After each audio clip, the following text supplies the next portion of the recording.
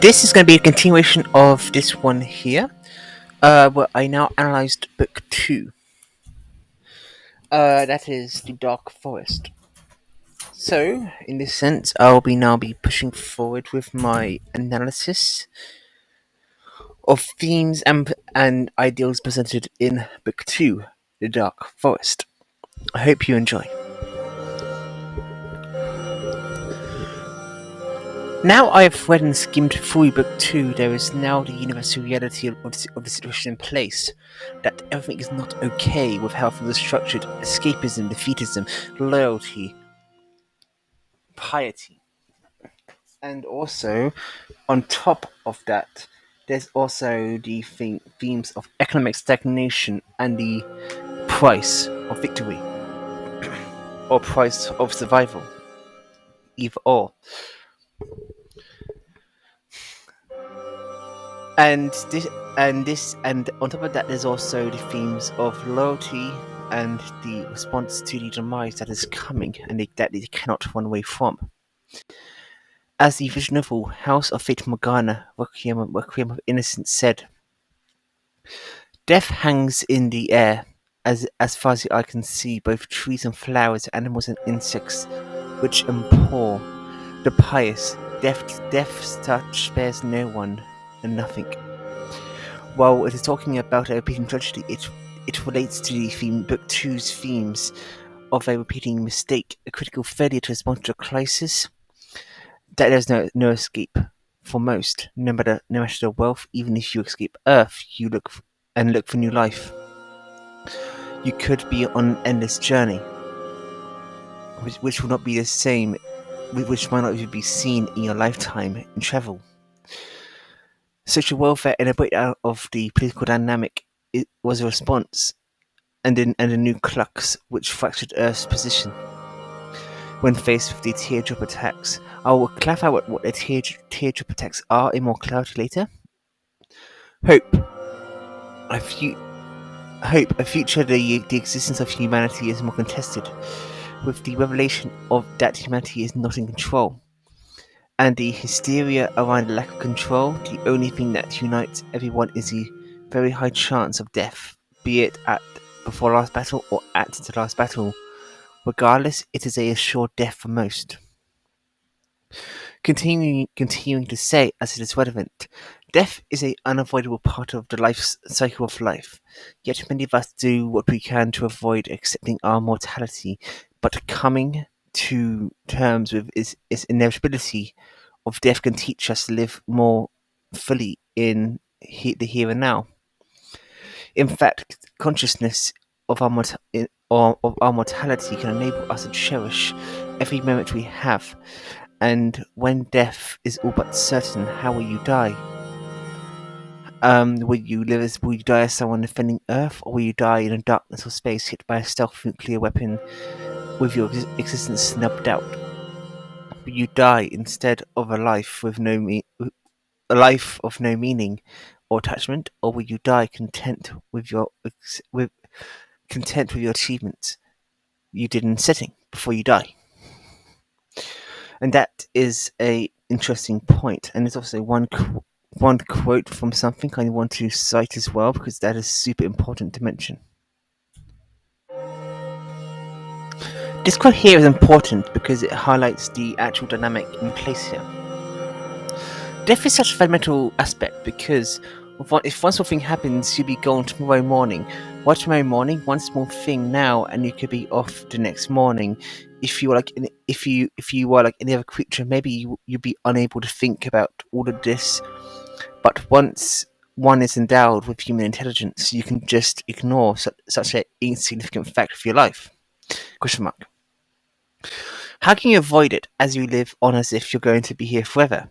How is it that after living here for millions of years of life, human beings still do not know a damn thing about death? Well, they do not know much about life either. We know all the trappings about life, but what do we know about life as such?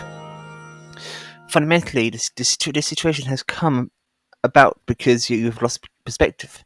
as to who you are in the universe. If the solar system in which we are evaporates tomorrow morning, no one will even notice it in the cosmos.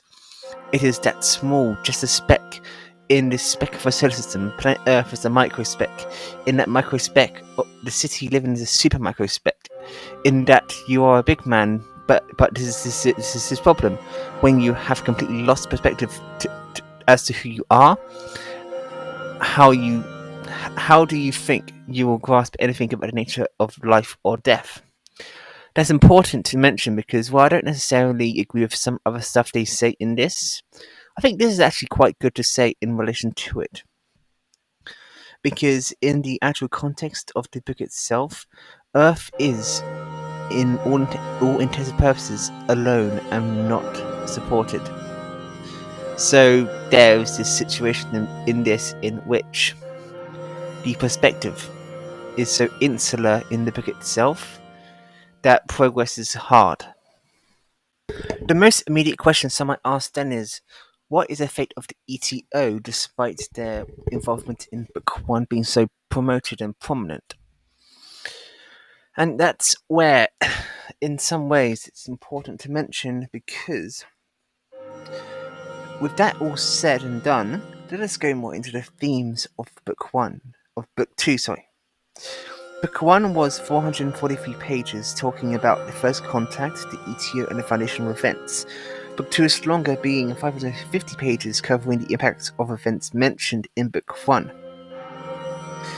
The actual impact and themes of it to say is that, around the ETO, is that the ETO did not have the same power to last, being wiped out by the time of the conclusion of Book 2.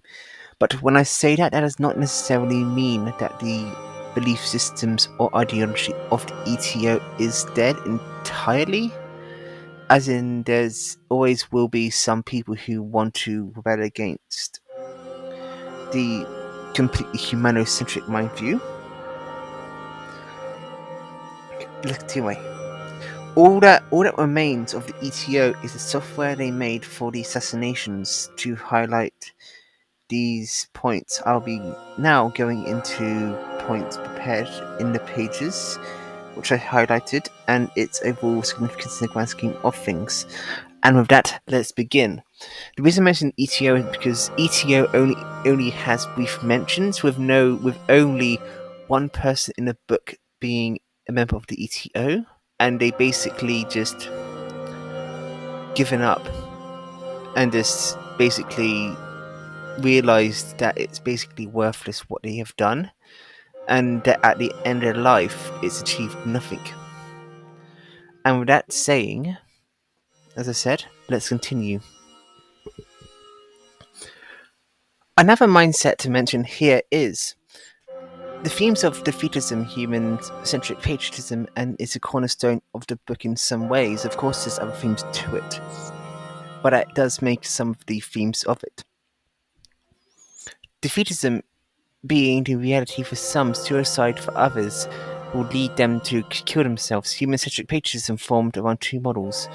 And of course, some can contest this because I'm not saying this in the perspective of necessarily the individuals themselves and what they believe, but rather just looking at the book on my end. We're actually reading both books. That is, 1. Earth-centric doctrine where you defend Earth at all costs, and 2. The remnants of survivors, which survived the attack, which destroyed over 1,000 ships, creating a degree of human-centric patriotism in separation of Earth itself, where they isolate themselves from Earth, abandoning Earth essentially. The ETO and the human-centric patriotism resulted in the destruction of the surface of the Earth, and that is explained later when it says when Liu exits hibernation, and history is explained to him. And yes, ETO is involved because ETO was used as basically a catch-all excuse to do political persecution. And continuing, and the Trisolaris crisis continued in many ways, further despair, and even though technology advanced, the price for the first model of human-centric patriotism itself resulted in the destruction of the surface of the Earth to many degrees, making the Earth no longer the Garden of Eden as declared by the Trisolarian stance. The separate stance. The spirit of humanity therefore was put in a crossroads, with technological advances no longer seen as a viable path, even though in the book itself, for the most part, there was a trust and faith that technology would save them from the incoming disaster. With those on Earth and the separatists seeking their own image of humanity itself. Basically, how one is more isolated in the deep darkness of space, isolated, and one is trying to deal with the actual effects of the case of these situations themselves. And I'll also add on to this add on the sobering reality that technology advances was still not enough. The remnants of past hopes was given power again as a salvation in the eyes of the religious and atheists alike, having a reset strategy to deal with the impending invasion. There's a critical function. If you haven't watched the Book 1 and theme analysis, I think you should before watching this one, because some themes kind of rely on understanding Book 1 itself, because Book 2 acts in this way. It doesn't hold your hand, and I can't hold your hand even necessarily, to try and keep it in a okay enough length. I can't promise anything about it being short, but it's going to be long regardless. But I can make it less long if you just watch the 1 hour 50 minutes when I cover Book 1's themes, because it will come up in more detail in Book 2. And I'm sure in Book 3 themes from Book 1 and 2 will pop up again and emerge themselves again. So when I do my Book 3 theme analysis, I will be asking people who watching this to watch both the Book 1 and Book 2 theme analysis, because having to backtrack these theme analysis stuff is going to compound the length drastically when I don't have to necessarily do it when I did previous works talking about it. And with this, all of the introductory measures is now done, and I can now go hardcore into the theme analysis itself. Of course, though, to say is that due to length, if you want to take breaks here and there from it, go straight ahead. There's no reason to say that you have to watch the whole analysis in one session or sitting, because I would not ask that of you. So what I will be saying here is, if you want to watch up to a certain point and then take a break, that's fine. I will bookmark to what I can myself, and if that bookmarking isn't good enough for you, you can bookmark it yourself, and there's no in the comment sections, because you can do that in anything anyway, and you can return to it. So length isn't really the issue here, as I'll be into a lot of detail. So at the end of the day, if you want to stop at a certain point because you need to do certain tasks, or you are having to study or other stuff, study, work, whatever, bookmark and come back. Book 2 continues where Book 1 left off, which is at the Suez Canal attack. And my first point of reference here is on page 8. Somewhat earlier in the dead of night, Mike Evans, for those who don't understand, is a character from Book 1 who was killed in the assassination move. Was standing at the bow of Judgment Day. Judgment Day was his ship. As the Pacific Ocean slipped past like a swath of satin beneath the heavens, Evans enjoyed talking with distant world at times, like these because the text of the siphon display of retinas stood up wonderfully against the night sea and sky. This is our 22nd wartime conversation. We have come across some difficulties in our communication. Yes, Lord, I learnt that you can't actually understand a significant amount of references, material, or humanity we've given you. Yes, you explained the parts very clearly, but we are unable to understand the whole. Something is different. Something is different. Just one thing? Yes, but sometimes it seems as if your world is missing something other than that it has something extra that we don't know about. What's the area of confusion? We've carefully studied your documents and discovered that the key to understanding the problem lies in the area of synonyms. Synonyms? There are many synonyms and near synonyms in your language. In the first language we received from you, Chinese, there were words that expressed the same meaning, like cloud and chill, heavy and weighty, and long and far. 2 seconds. What pairs of synonyms created the obstacle to understanding you just mentioned? Thick, think, and say. We just learnt to our surprise that they are not in fact synonyms. They are not synonyms at all. In our understanding, they ought to be. Think means thought organ to conduct mental activity. Say means communicating the content of your thought to counterpart. The latter in your world is accomplished through modulation of vibrations in the air produced by ventricles. Are those definitions correct? They are, but that doesn't demonstrate that think and say aren't synonyms. In our saying, this shows they are synonyms. May I think about this for a moment? Very well, we may both need to think about this. For 2 minutes, Evans gazed in and thought to the waves under the starlight. My lord, what are your organs of communications? We do not have organs of communications. Our brain can display our thoughts on the outside and thereby achieving communication. Display thoughts, how's that done? The thoughts in our brain emit electromagnetic waves, all frequencies including what is visible to light to us. They can be displayed at a significant distance, so that means that to you, thinking and speaking, hence they are synonyms. Oh, this is not the case for us, but even so, that shouldn't present a obstacle to understanding for those documents. It goes more into back and forth, and I actually did this more. I did show this scene specifically in the book 1 thing because I thought it was relevant.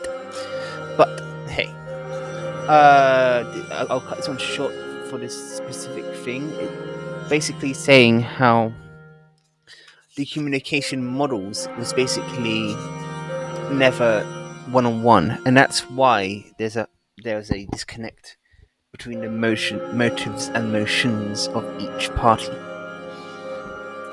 The next section is talking about escapism itself.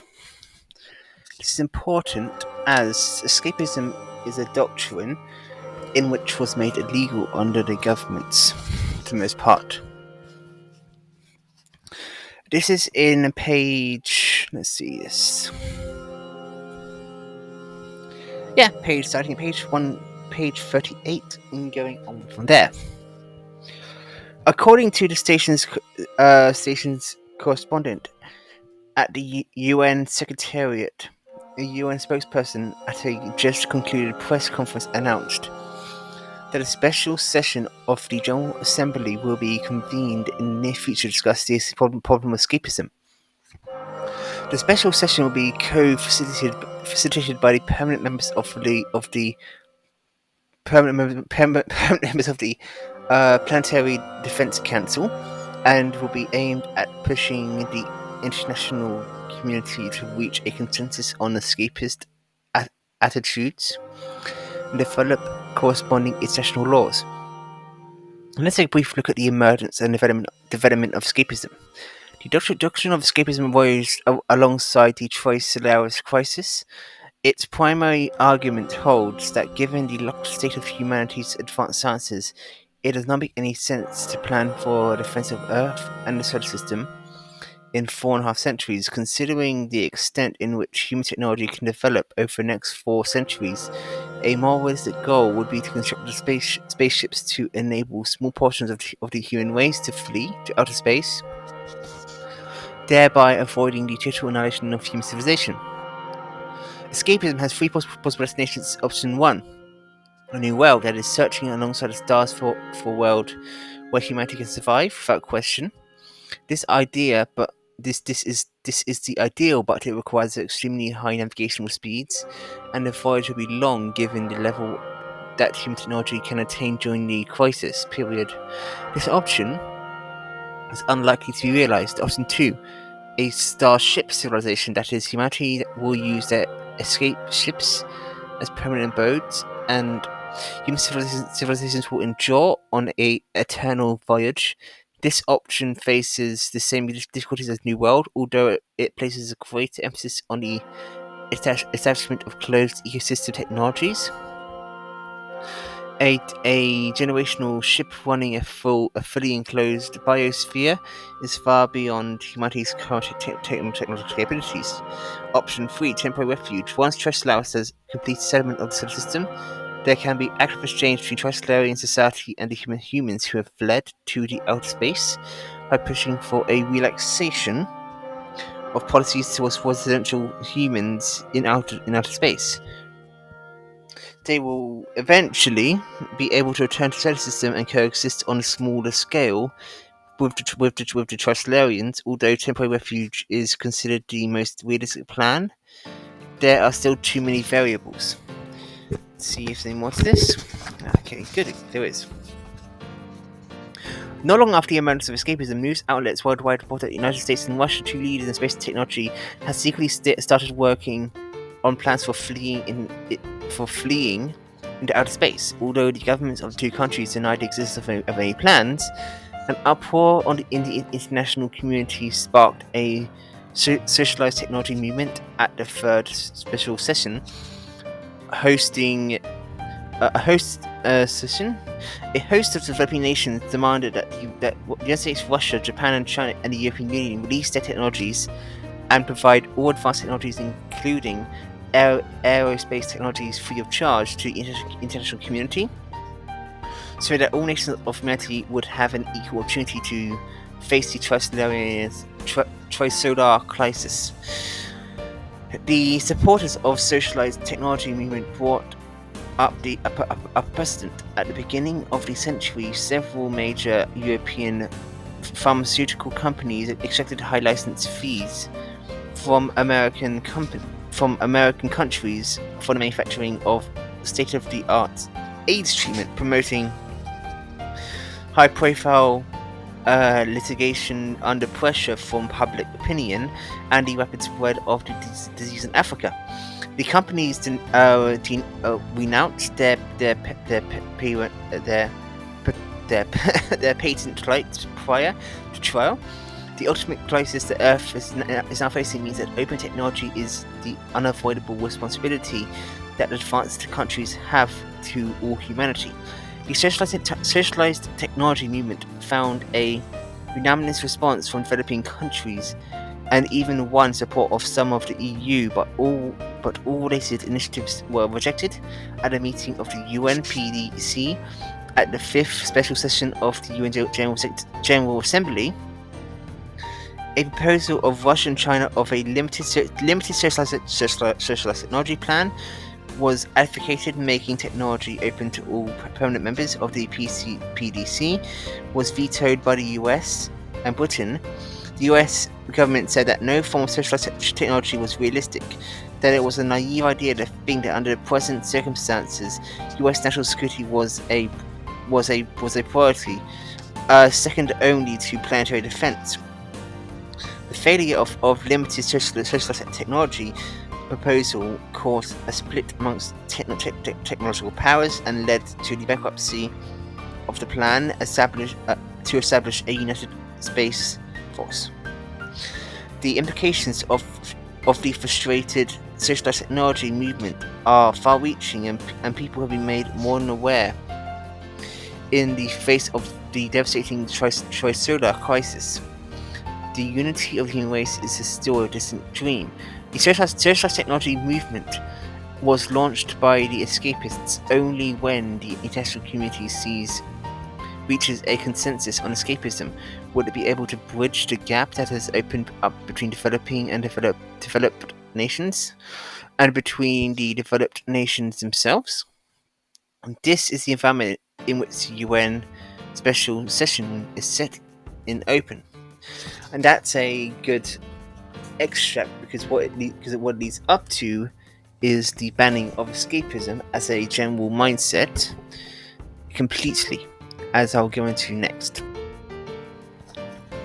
Another aspect to this by saying is important because this is a conversation set between the ETO and Trisolaris itself. Okay. For example, it's just some irrelevant stuff where they do some back and forth banter, but here's where it's relevant. You have a specific plan in mind. The fleet has made adjustments to its solar system deployment. It will detour in 4 directions at the Kyber belt and encircle the solar system. If humanity really does flee, your fleet will be too late to do anything by the time they do. That is true, so we require your assistance. The next mission of the ETO is a halt or delay humanity's escape plans. The Wallbreakers smiled. My lord, you really don't have to worry about that. No large-scale flight of humanity will ever happen. Ever given the present limited space for technical development, humanity might even be able to build generational ships. The greatest obstacle to flight is not a technology. Then is it disputes amongst countries? UN sessions may resolve that problem. If it can't, then developed countries are entirely capable of brushing aside the opposition of developing countries and enforcing a new plan through. The greatest obstacle to flight is not to disrupt disputes between countries, then either. Then what is it? Disputes amongst people. The question of who goes and who stays behind. That doesn't seem like a problem to us. We thought so at first, but it turns out to be a insurmountable obstacle. Can you explain? You may be familiar with human history, but you will probably find this hard to comprehend. Who goes and who remains involves basic human values in which the past promoted progress in human society, but which, in the face of ultimate disaster, are trapped. Right now, the majority of humanity has not realized how deep the trap is. Lord, please believe my words, no human can escape this trap. Uncle Zhang, you don't have to decide now, but you've asked all the necessary questions, and it's not a small amount of money. Anyway, no, sorry. That's something unrelated. But yeah, as you can see there, the ETO itself knows full well that the escapism will fail. And it actually will fail as well, but I think for different reasons entirely. But I think that the ETO might have had some backhand influence to it. This is important of a section as it highlights what could have been. If this actually passed itself, this could have changed the whole history of the war and of the crisis itself, where it would have resulted in enough segments of humanity being out of the planet itself by the time it hits, but because this failure, it impacts the actual direction of the story. But with that going forward, the next scene will be the UN officially rejecting it and making it illegal. This scene, as I said before, is the UN officially declaring escapism illegal.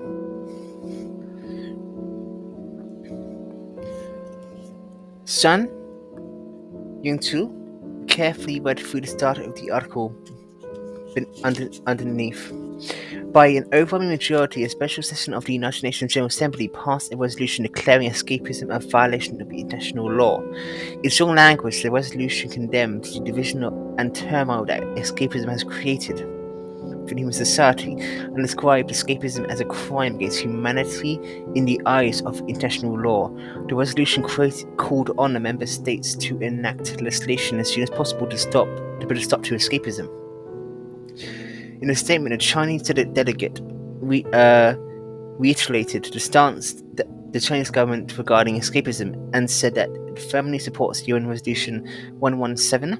He conveyed the Chinese government's pledge to take immediate action to establish and improve legislation to adopt effective measures to stop spread of escapism. He concluded by saying, "We must cherish the unity and solidarity of the international community in this time of crisis and uphold the principle recognized by the international community that all humanity has an equal right to survive. The earth is our common home as people, and we must not abandon her." "Why? Why are you doing this?" He stammered. "Isn't it obvious? Put a little thought into it, and you realize that escaping the cosmos was never going to work. The critical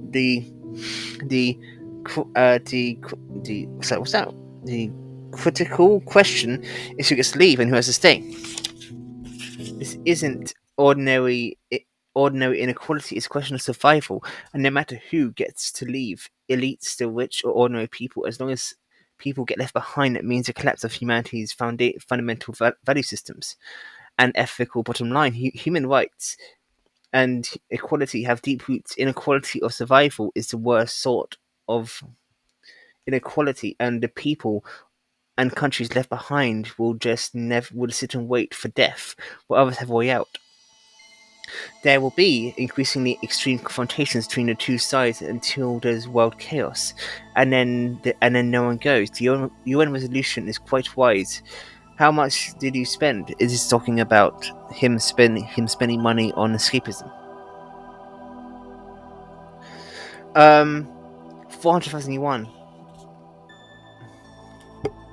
and that is the moment in the story where escapism gets firmly not used at all until much later on, where these spirits get low again and there's a crisis again which causes another rise of escapism. But till then, that basically crushes much of the escapist roots.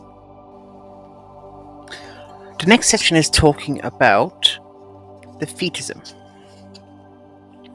because with much of the measures, some basic stuff of a military reform was being talked about in relation to it. And this is where Zhang Beihei is actually super important to mention here, because his conduct here and his conduct later, when compared and contrasted, it will be very interesting and different. Let me get the proper start for you, and that is where it says,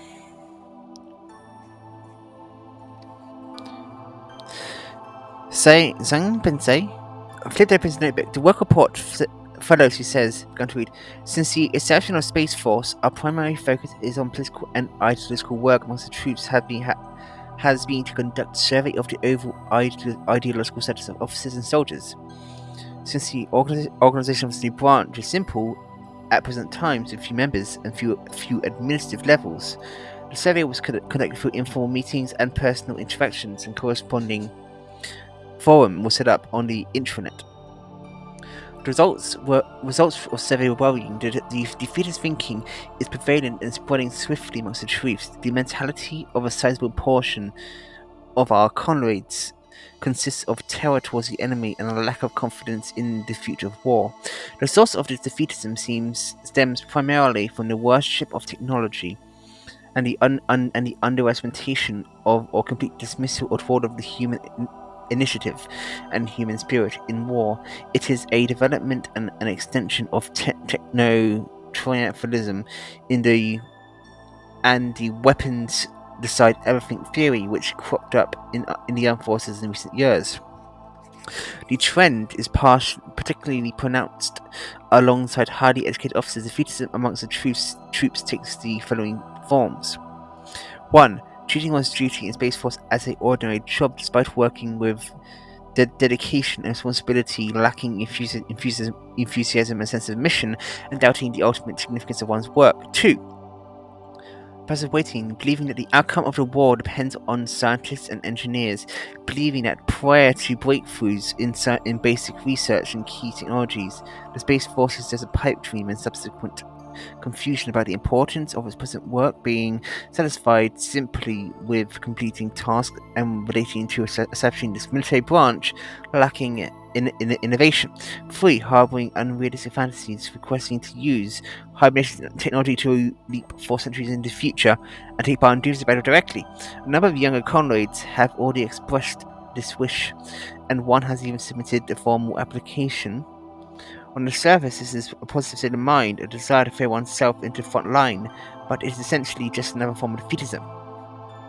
Lacking confidence in victory and doubting the significance of our present work, a soldier's duty becomes the only pillar of sustaining work in life. 4.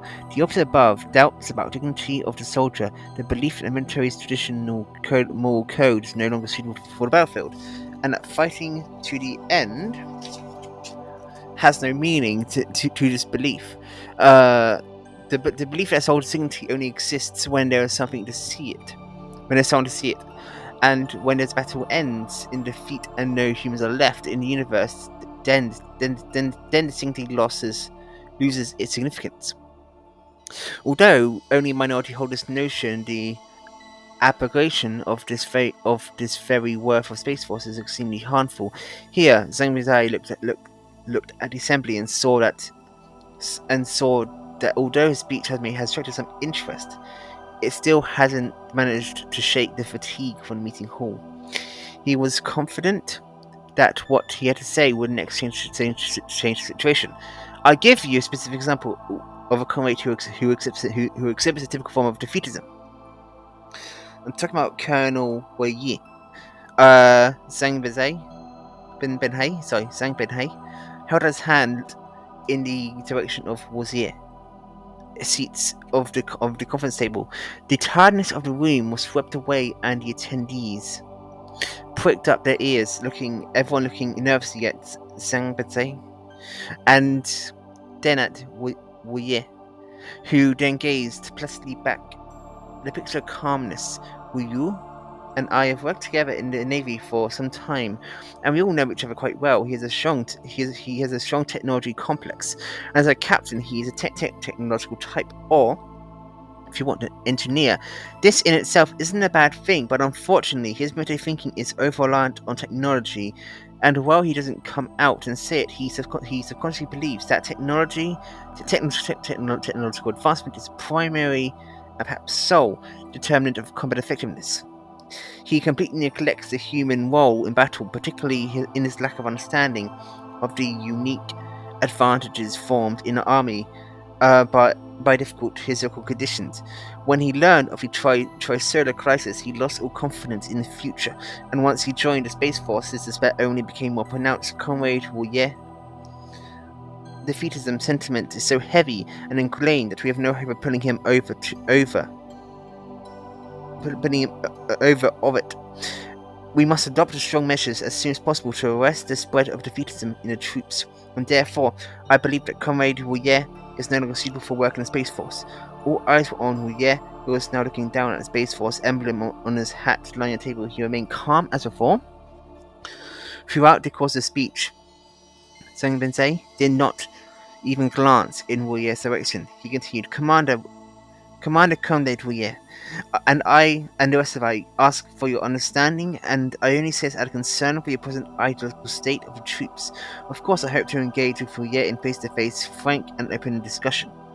Lord Wu raised his hands, requesting permission to speak, and at a nod from Shang Wezi, he said, what Comrade Zhang Benzai has said about my mental state is accurate, and I accept his conclusion. I am no longer fit to serve in the Space Force. I will abide by whatever the organization arranges. The atmosphere turns tense. Several officers look at the notebook in front of them, Zhang Benzai wondering who else its contents might concern. One senior colonel in the Air Force got up and said, Comrade Zhang Benzai, this is an ordinary work meeting, and you ought to go through proper organizational procedure instead of bringing this up like this. Do you think it's appropriate to talk about this openly? His words were immediately echoed by many other officers. Zhang Binzai said, "I know that remarks violate organizational principles, and I'm prepared to accept all responsibility. However, I do believe that I must do, by whatever means, bring the seriousness of our current situation to your attention." That's important to mention because that will be highlighted later on in a later scene where he basically defects and breaks off from the military for a similar but different reason in the future. The next scene is this one here. Sorry, this isn't very clear, but it's okay. I get it with my hands right now. This is talking about the Wallfacer project. The Wallfacer it should be clear. Okay, let's go on here. Do you really believe in the decisive role of individual in history? Well, I think it's a question that can't be proven or disproven unless we restart time, kill a few great men, and see how history proceeds. Of course, you can't rule out the possibility that the course of history was turned by rivers carved out and dammed up by those great figures. But there's another possibility. Those great figures of yours might be no bit more better than swimmers in history's river. They may have left a name in history because of the world's records they set and praised, the renown they won, but they had no effect on the river's flow. With the way things they are, what's the point of thinking about all that? The problem is that throughout the entire decision-making process, no one has fought issues on this level. The countries are all tangled up in stuff like candidate equality and resource rights. The hall grew silent as the General Secretary walked to the podium. The administration of the Filipino politician had straddled the pre- and post-crisis eras. If the vote had come in just a little bit later, she would never have been elected because a refined Asian lady didn't project the sense of power. Now the world was looking in the face of the trisolar crisis. Now her small frame seemed tiny and helpless against the sloping cliff wall, and as she was ascending the podium, Kent stopped her and whispered something in her ear. She looked down and nodded, and then continued walking.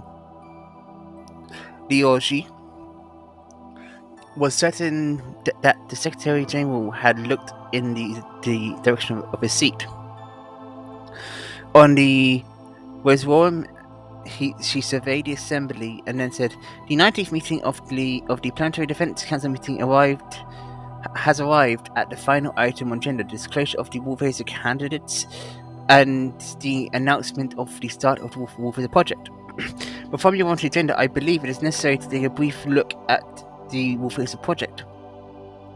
At the start of the trisolar crisis, the permanent members of the former Security Council held emergency negotiations and conceived the Wallfacer project.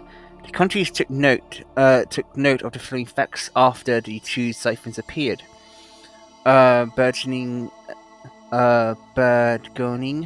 evidence demonstrated that additional ciphers were constantly researching the solar system coming to Earth, a process that continues even now. Therefore, as far as the enemy is concerned, the Earth is completely transparent to them.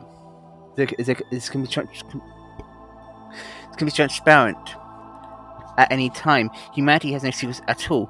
The international community has recently launched a mainstream defense program, which is both overall security, strategic thinking, and the tiniest of technological and military details is completely exposed to the enemy eyes. Every meeting room, every file cabinet, every hard drive, and memory of a computer. There's nowhere the ciphers do not see. Every plan, program, and deployment, no matter the size, will be visible to the enemy command.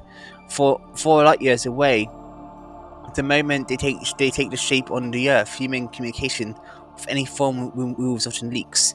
We should be aware of this one fact. Strategic and tactical tricks do not advance in proportion to technological progress.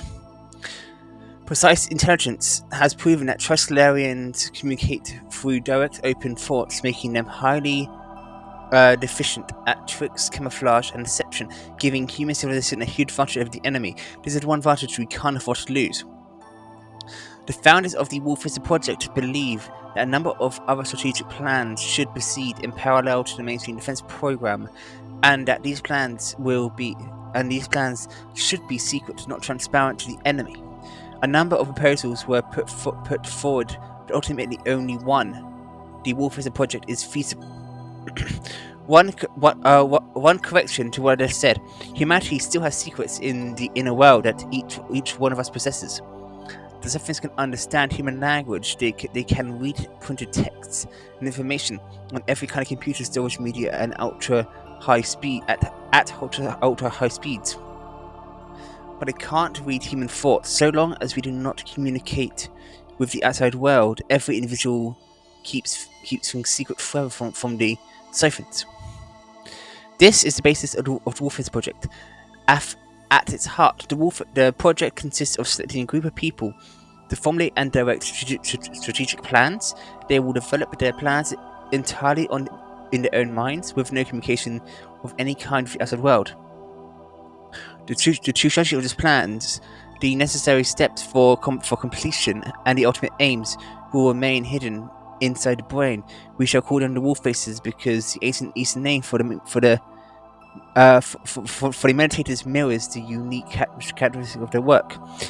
As they direct the execution of their strategic plans, the thoughts and the behaviors these Wallfacers present to the outside world will be entirely false. A carefully crafted melange of disguise, misdirection, and deception. The subject of this misdirection and deception will be the entire world, both enemy and ally, until a huge bewildering maze of illusions is erected, to make the enemy lose its judgment, and to delay as long as possible the moment it works out our true strategic intent.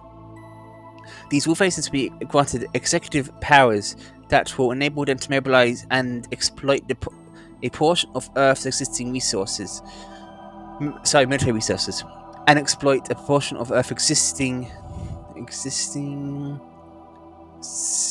I was correct. And the existing military resources. As they carry out their strategic plans, the Wallfacers do need not to make any explanation for their actions and commands, regardless of how incomprehensible their behavior may be. Monitoring and control of Wallfacer activity will be undertaken by the UN Planetary Defense Council, with sole instruction granted by the authority to veto Wallfacer's command under the UN Wallfacer Act.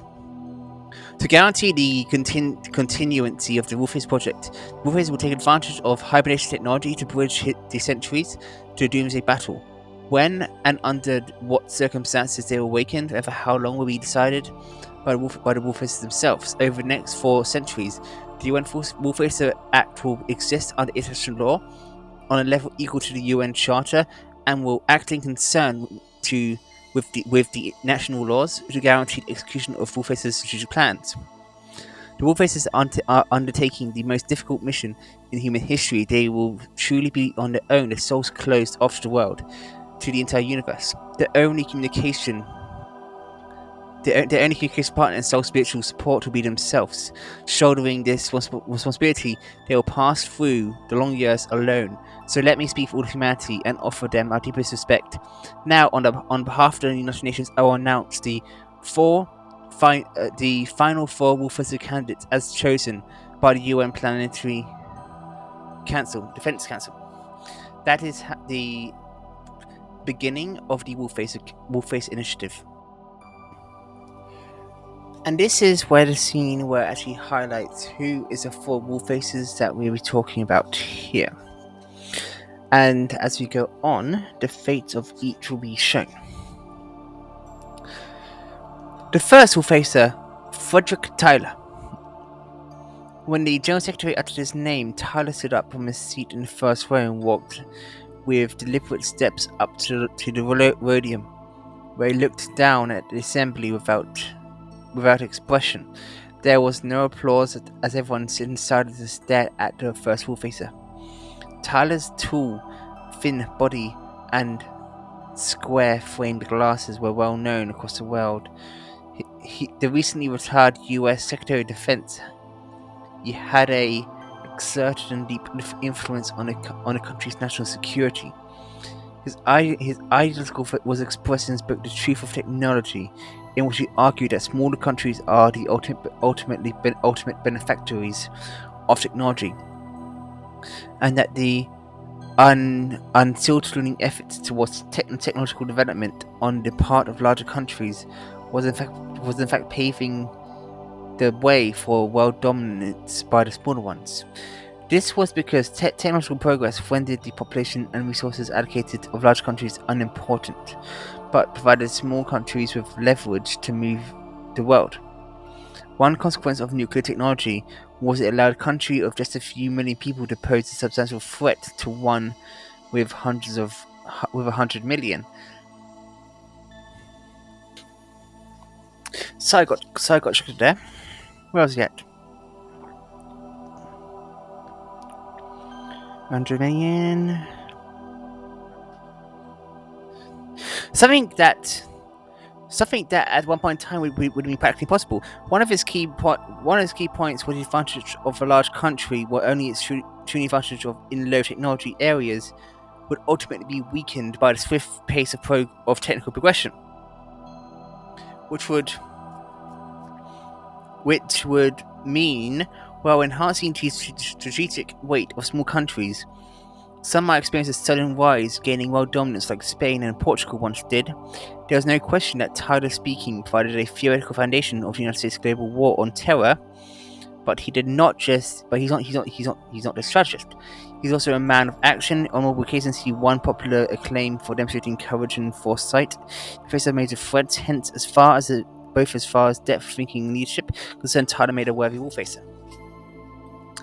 The second Wallfacer, Manuel Ray Diaz.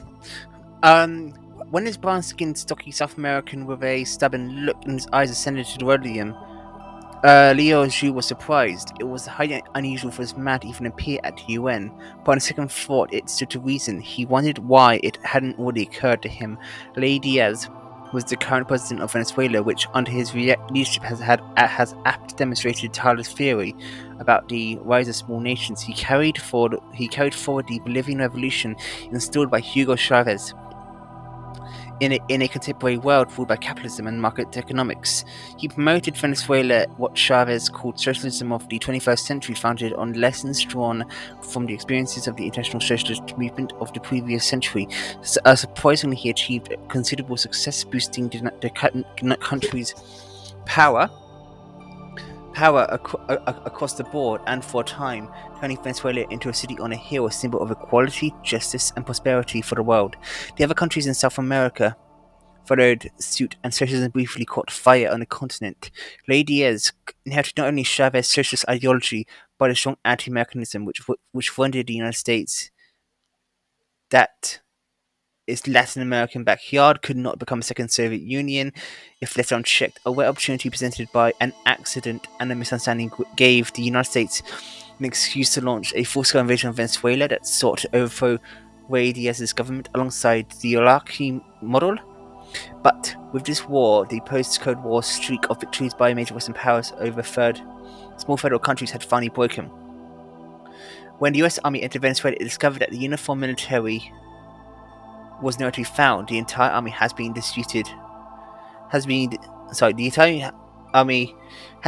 divisioned into squad teams concealed amongst the people, and their sole combat objective was killing the enemy vital forces. Ray Diaz's basic approach to warfare was built atop a single clear idea: modern high-tech weapons might be useful against point targets, but for area targets, their performance is no better than conventional weapons, and the cost and limited calories makes them effectively non-factors. He was a genius at low-cost, high-tech exploits. At the turn of the century, an Australian engineer had built a cruise missile for $5,000 with the aim of boosting vigilance against terrorists, but Ray Diaz's thousands of guerrilla teams were armed with a total of 2,000 of them, mass produced for just $3,000 apiece. Although the missiles were made out of parts were cheap and widely available in the market, they were fully equipped with radar antennas and GPS, and it could hit targets within 5 kilometers radius on an accuracy of 5 meters. The hit rate may have been less than 10% during the war, but they caused enormous destruction on the enemy. Other mass-produced high-tech gadgets, like proximity fused sniper bullets, had a similarly brilliant track record during the war. During its short time in Venezuela, the US Army suffered casualties that approached Vietnam war levels, and eventually had to withdraw. The defeat of the strong at the hands of the weak made Tyler Diaz a hero for the 21st century. The third wallbreaker, Bill Himes, a debutant Englishman, ascended to the podium. A picture of a refinement next to Tyler's coldness and Radia's stubbornness. He gave the assembly a graceful salute. He too was well known to the world. Although he lacked the awe of other two men, Himes' life was split into two entire distinct stages. As a scientist, he was the only person in history to be nominated for the Nobel Prize in two sciences simultaneously for the same discovery. During research conducted with the neuroscientist Kiko Yamasaki, he researched the brain activity for thoughts and memories operated at the quantum level rather than on the molecular level as previously believed. This discovery pushed brain mechanisms downwards to the micro state of the matter, rendering all prior research nothing more than superficial attempts to merely skim the surface of neuroscience. This discovery also demonstrated that the animal's brain capability to process information was severely orders of magnitude higher than previously imagined, which lent credibility to long-held speculation the brain had a holographic structure. Himes was nominated for Nobel Prizes in both physics and psychology or medicine for the discovery, although his work was too radical for him to win either award.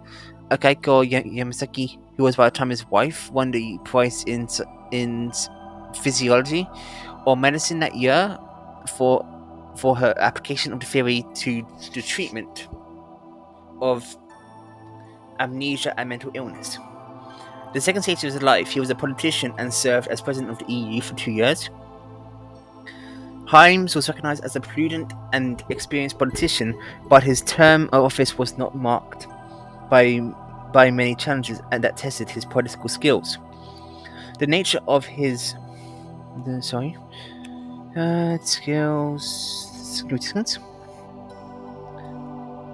The nature of the EU's work at the time, which was largely transactional coordination, meant that his qualifications to face a major crisis stacked up rather poorly compared to the other two men. Still, the choice of Himes evidently took into account both his scientific and political credibility, a perfect combination that was quite rare indeed.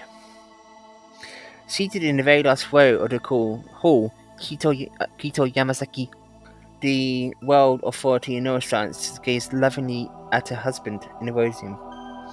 The assembly remained silent as they all waited for the announcement of the final Wallfacer.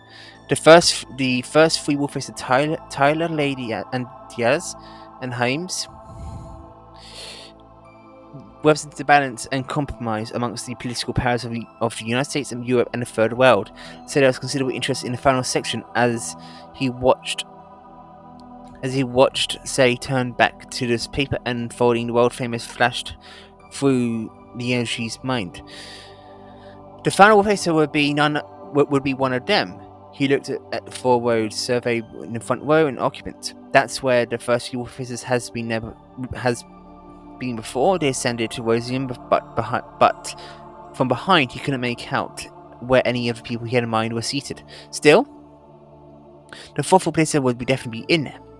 Say slowly raised his hand and he watched it point on a point that was not in the first row. She was pointing at him. The 4th Wallfacer, the LG. That's enough of that section as that highlights the point. Enough. I will now lead into another section, which will be a break thing, where you can gather things and take a break. And meanwhile, because this is going to be a long video and there's a lot more stuff to go through, But that's enough of this 1 hour session. Now we have the hour point. Let's go over what has been covered so far. We have now covered in this the events of the conclusion of Book 1, which was the first contact to everyone and first contact to the ETO, which resulted in the push to try and get a resolve. In that resolve, we now know that the conflict now is basically focused around how do you fight forward in this dilemma. As you can see here with the last two examples, they want to get some people who have experience with dealing with adversity, or think they have potential to deal with adversity appropriately, to take a form of executive role in this sort of functionality, and as to give some form of hope which nation states can't necessarily give due to the very distorted nature of internal politics and domestic policies itself. So, and this is probably the mindset around this of what companies do, for example, when they have issues. It's not often that you ask necessarily the internals, but rather get an external contractor who is more specialized and have them provide independent solutions to work on. That's what is the principle here. It's basically the contractor route of it, but in a much more extreme example. So, with this will be the first point I will be giving, and I will give you now a 20 or so second break before this, because this is the first hour spot, and this is how I barely got into the book, and that's actually completely fine, but this is for your sake as well. So if this is going to be a point where you want to temporarily stop and redo some stuff, then come back to it, you can do it now if you want, or later. Of course, if you want to keep going, I will of course be marking off each section in the description per segment anyway, so you can break it off at a later point. But this is a good general place to stop at, because things get messier from now on, as the consequences of the disclaimers about the Wallfacer project come into play. And at 3 minutes, I will be giving you the 20 seconds of silence before I continue.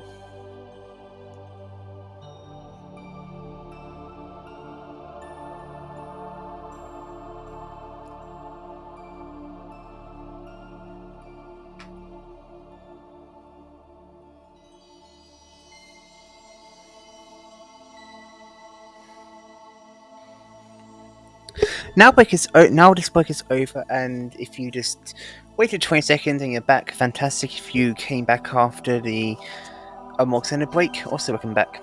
So, let's continue.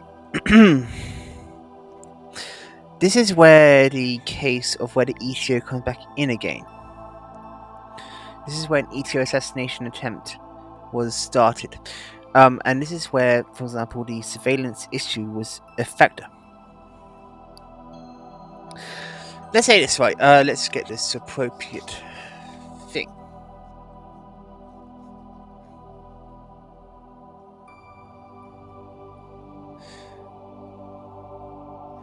Okay, let's have it here. It may be dangerous outside. Do you need some security? Xizang asked. No, I don't. Get out of my way.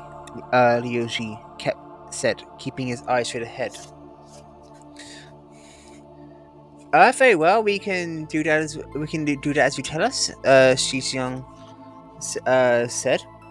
As he moved aside, Ken did the same. Liu Ji went outside. The cool air hit him in the face. It was still nighttime, but the outside was clearly lit by bright lamps, and the delegates to the special session had driven off, and the few people left in the plaza were tourists or locals. His local meeting had yet not made the news, so no one recognized him, and his presence did not attract any attention. So Liu Ji and the Wallfacer walked, as if sleepwalking through absurd, fantastic reality. In his trance, he lost capability rational thought, as he was unaware where he came from, much less where he was going. Unwittingly, he walked in onto the yard and came to a statue. When his gaze passed up, he noticed it was a man hammering a sword. Let us beat swords into the plowshare. It had been a gift from the former USSR, but his mind, the powerful composition formed a hammer. The bulky man, the sword being bent beneath him, endued the work with hints of violence. And then the man with the hammer was smacking Nielju heavily in the chest with a fierce blow that sent him chumming back to the ground and knocked him down before he could even hit the glass. But the shock passed quickly, and soon partial consciousness returned amid pain and dizziness. He had shut his eyes against the blinding flashlights all around him. And then wings of light proceeded as they could not make out circles and faces in a black cloud of haze. In agony, he recognizes Shi Zhang. The moment he heard his voice, "Do you need security protection? We can only do is to tell us." Liu Ji nodded weakly, then everything happened in a flash. He felt lifted upon to like a stretcher, and then the stretcher was hoisted up. He was surrounded by a tight clutch of people, as if he was in a narrow pit with walls formed of human bodies. The only thing visible was out of the mouth pit. He was even starting to get up, and then thought struck him that he had sickly appearance, better suited to purpose as he laid back down. Again, I'll see him there. They're on the way there, so you have to wait for a while. Why don't you have something to eat? It's been a day since you ate on the plane. I'll set it up.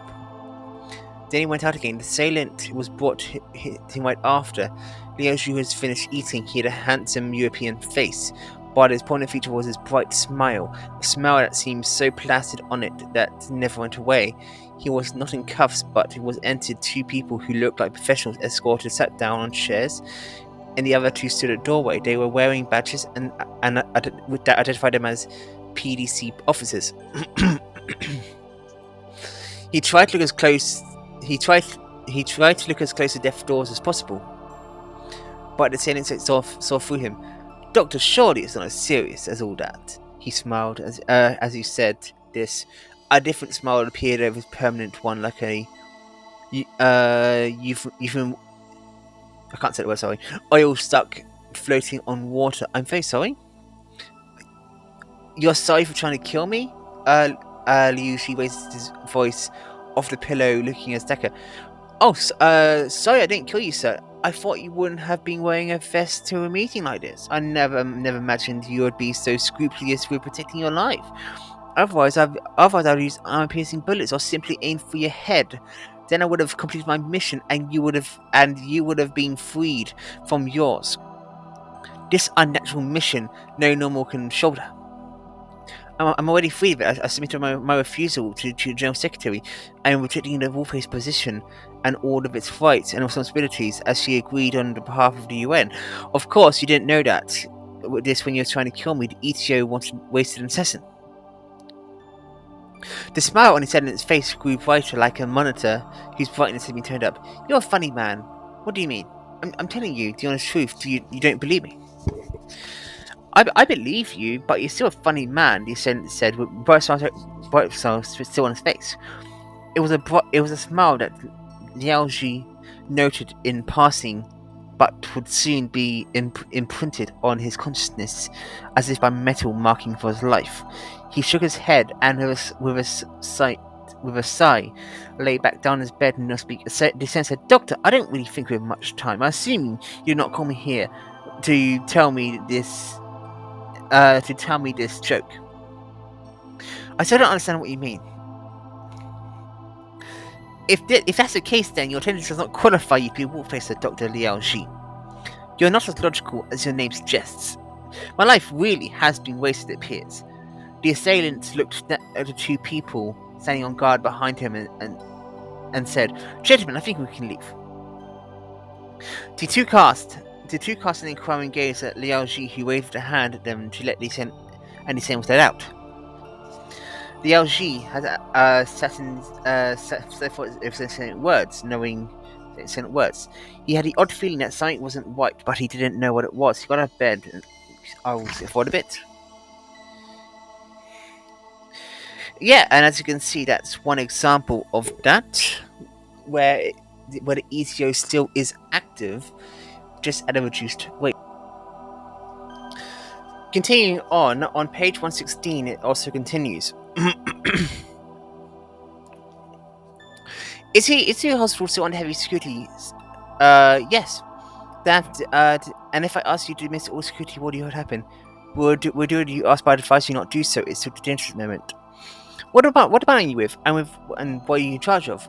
I belong to the Planetary Defense System Department, and I'll be charged with security.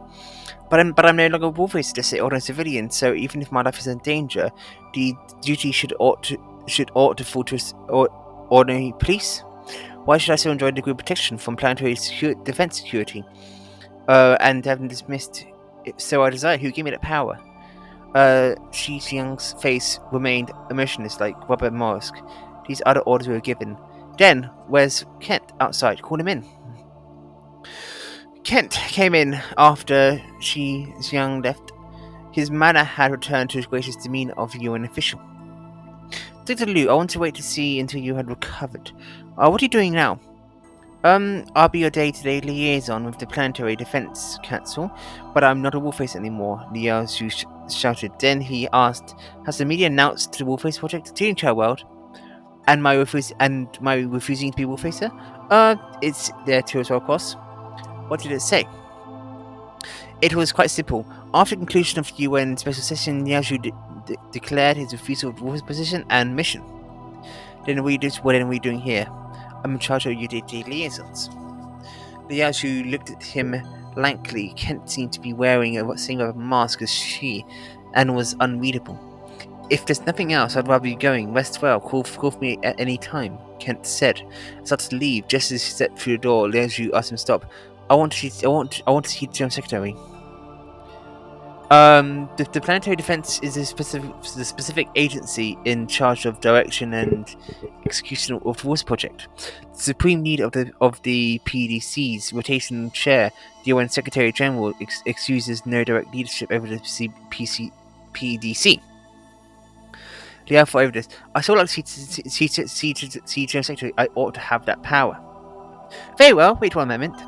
Kent left the room, but soon returned. Said, "The Secretary is waiting for you in her office. Shall we be off then?"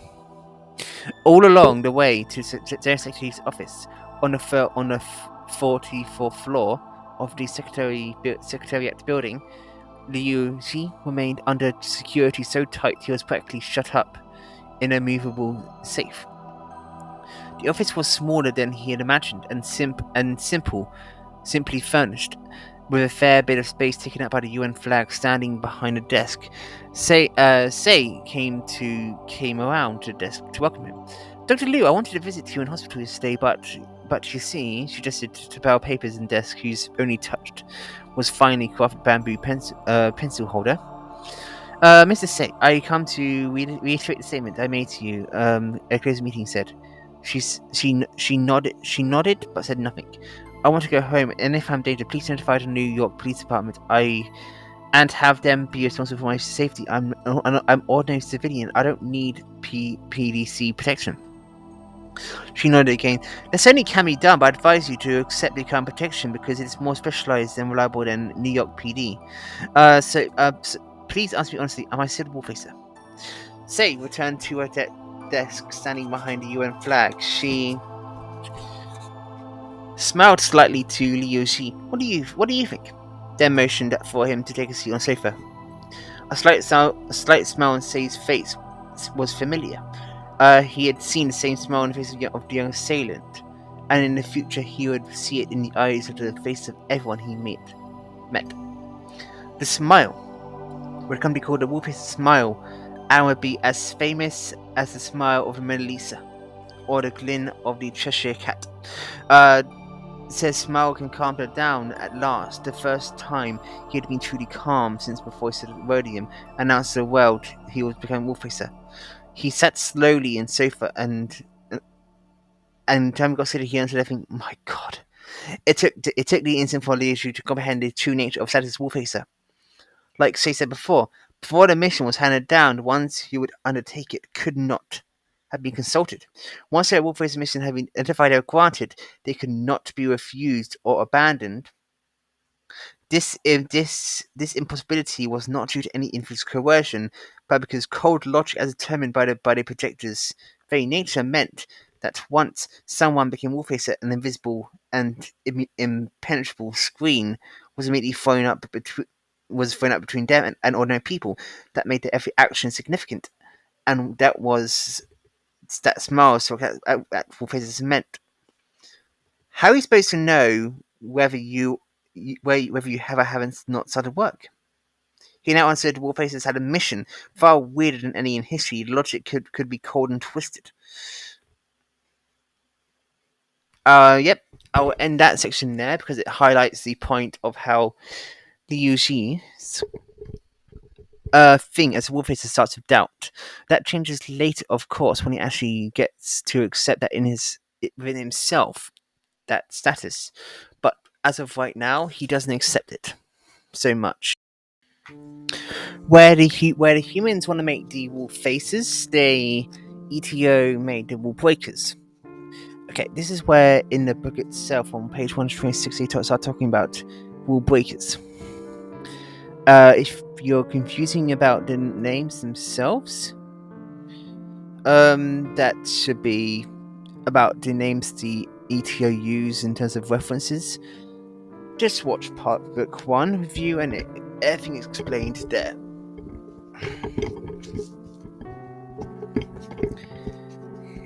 I'm assuming the book in the right location so I can read it properly. Administrator, start up a stable era. Can't you see we're holding a meeting? A voice shouted. The administrator's voice seemed to come from the sky itself. I can't do that. The era is run randomly along the core model, and I can't set it. It can't be set externally. Another voice said down and said, "Then increase the speed and find some stable daylight. It won't take too long." The world flashed, sun drew across the sky, and everything was normal. One stable sun illuminates the world. Okay, I don't know how long this will last, the administrator said. The sun shone in the wilderness, and a group of people, some familiar faces among them. King Wen of Sao, Newton, von Neumann, Aristotle, Mozzi, Confucius, Aristotle, Sparsies constituted they face Xing Shi Huang, who sat on rocks with a sword across his shoulder. "I'm not alone," he said. "This is our core leadership of the Seven speaking. You shouldn't be talking about the new leadership before it's been finalized." Someone said. A clamor arose in the west.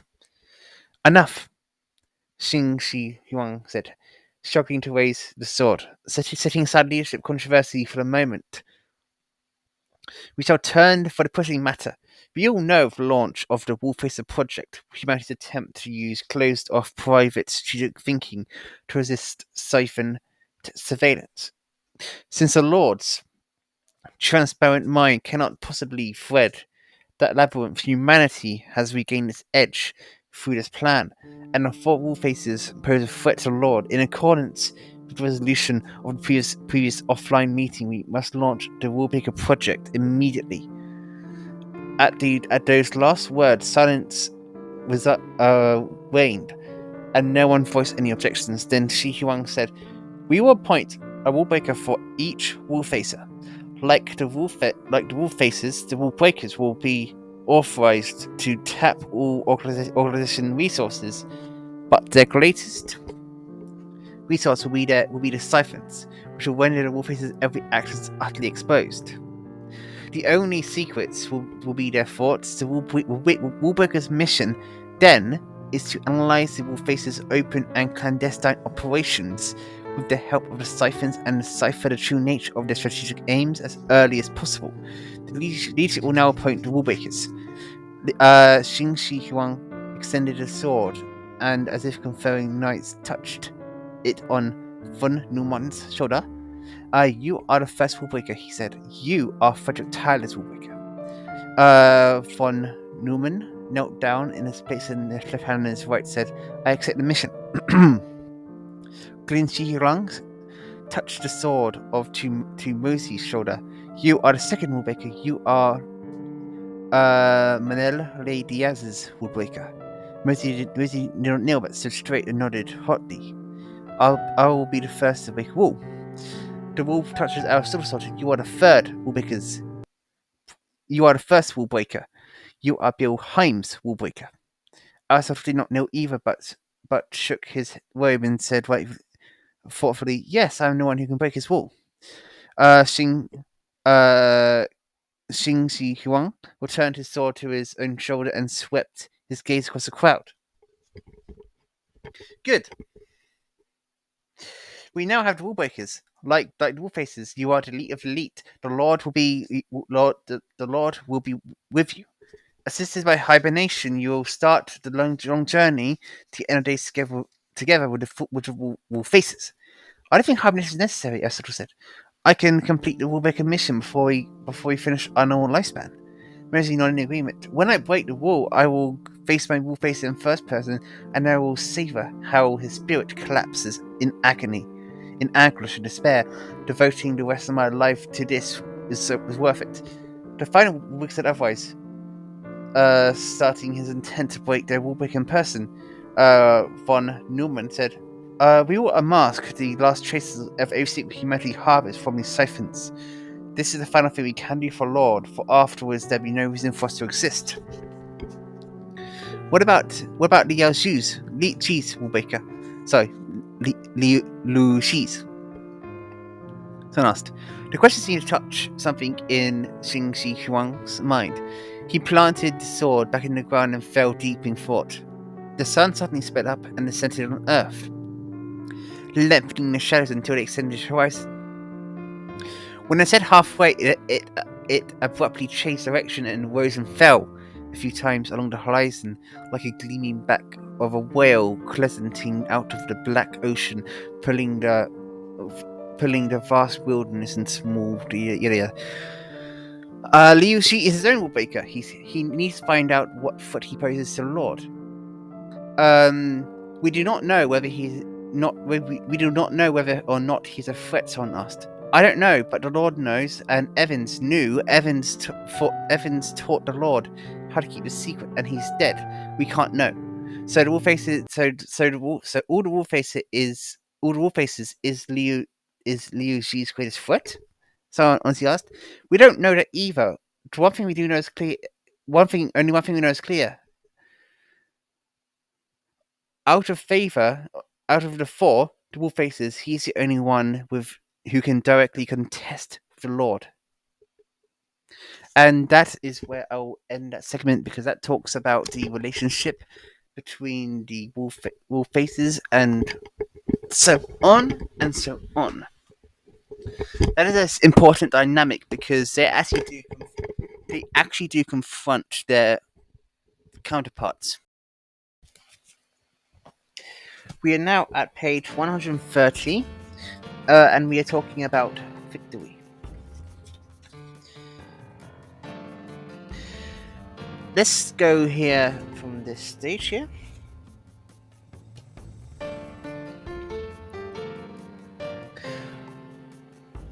Sang Beihai raised a hand. His was the only hand raised. First, let me thank you all for your honesty. Shang Lesi. Sang, tell us, how do you base your confidence? Sang Beihai stood up, but Shang Wei motioned for him to sit down. This is not about a meeting, he said. It's just a heart-to-heart chat. Still standing at attention, Xiang Benzai said, Commander, I can't answer your question sufficiently in a few words.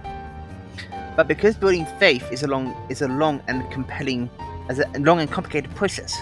First of all, I'd like to make note of the mistaken thinking amongst the troops at the present time. You all know that prior to the trisolar crisis, we have been advocating for the examination of the future of war from scientific rational perspectives, and this is a powerful in has sustained and has a state mentality to the present day.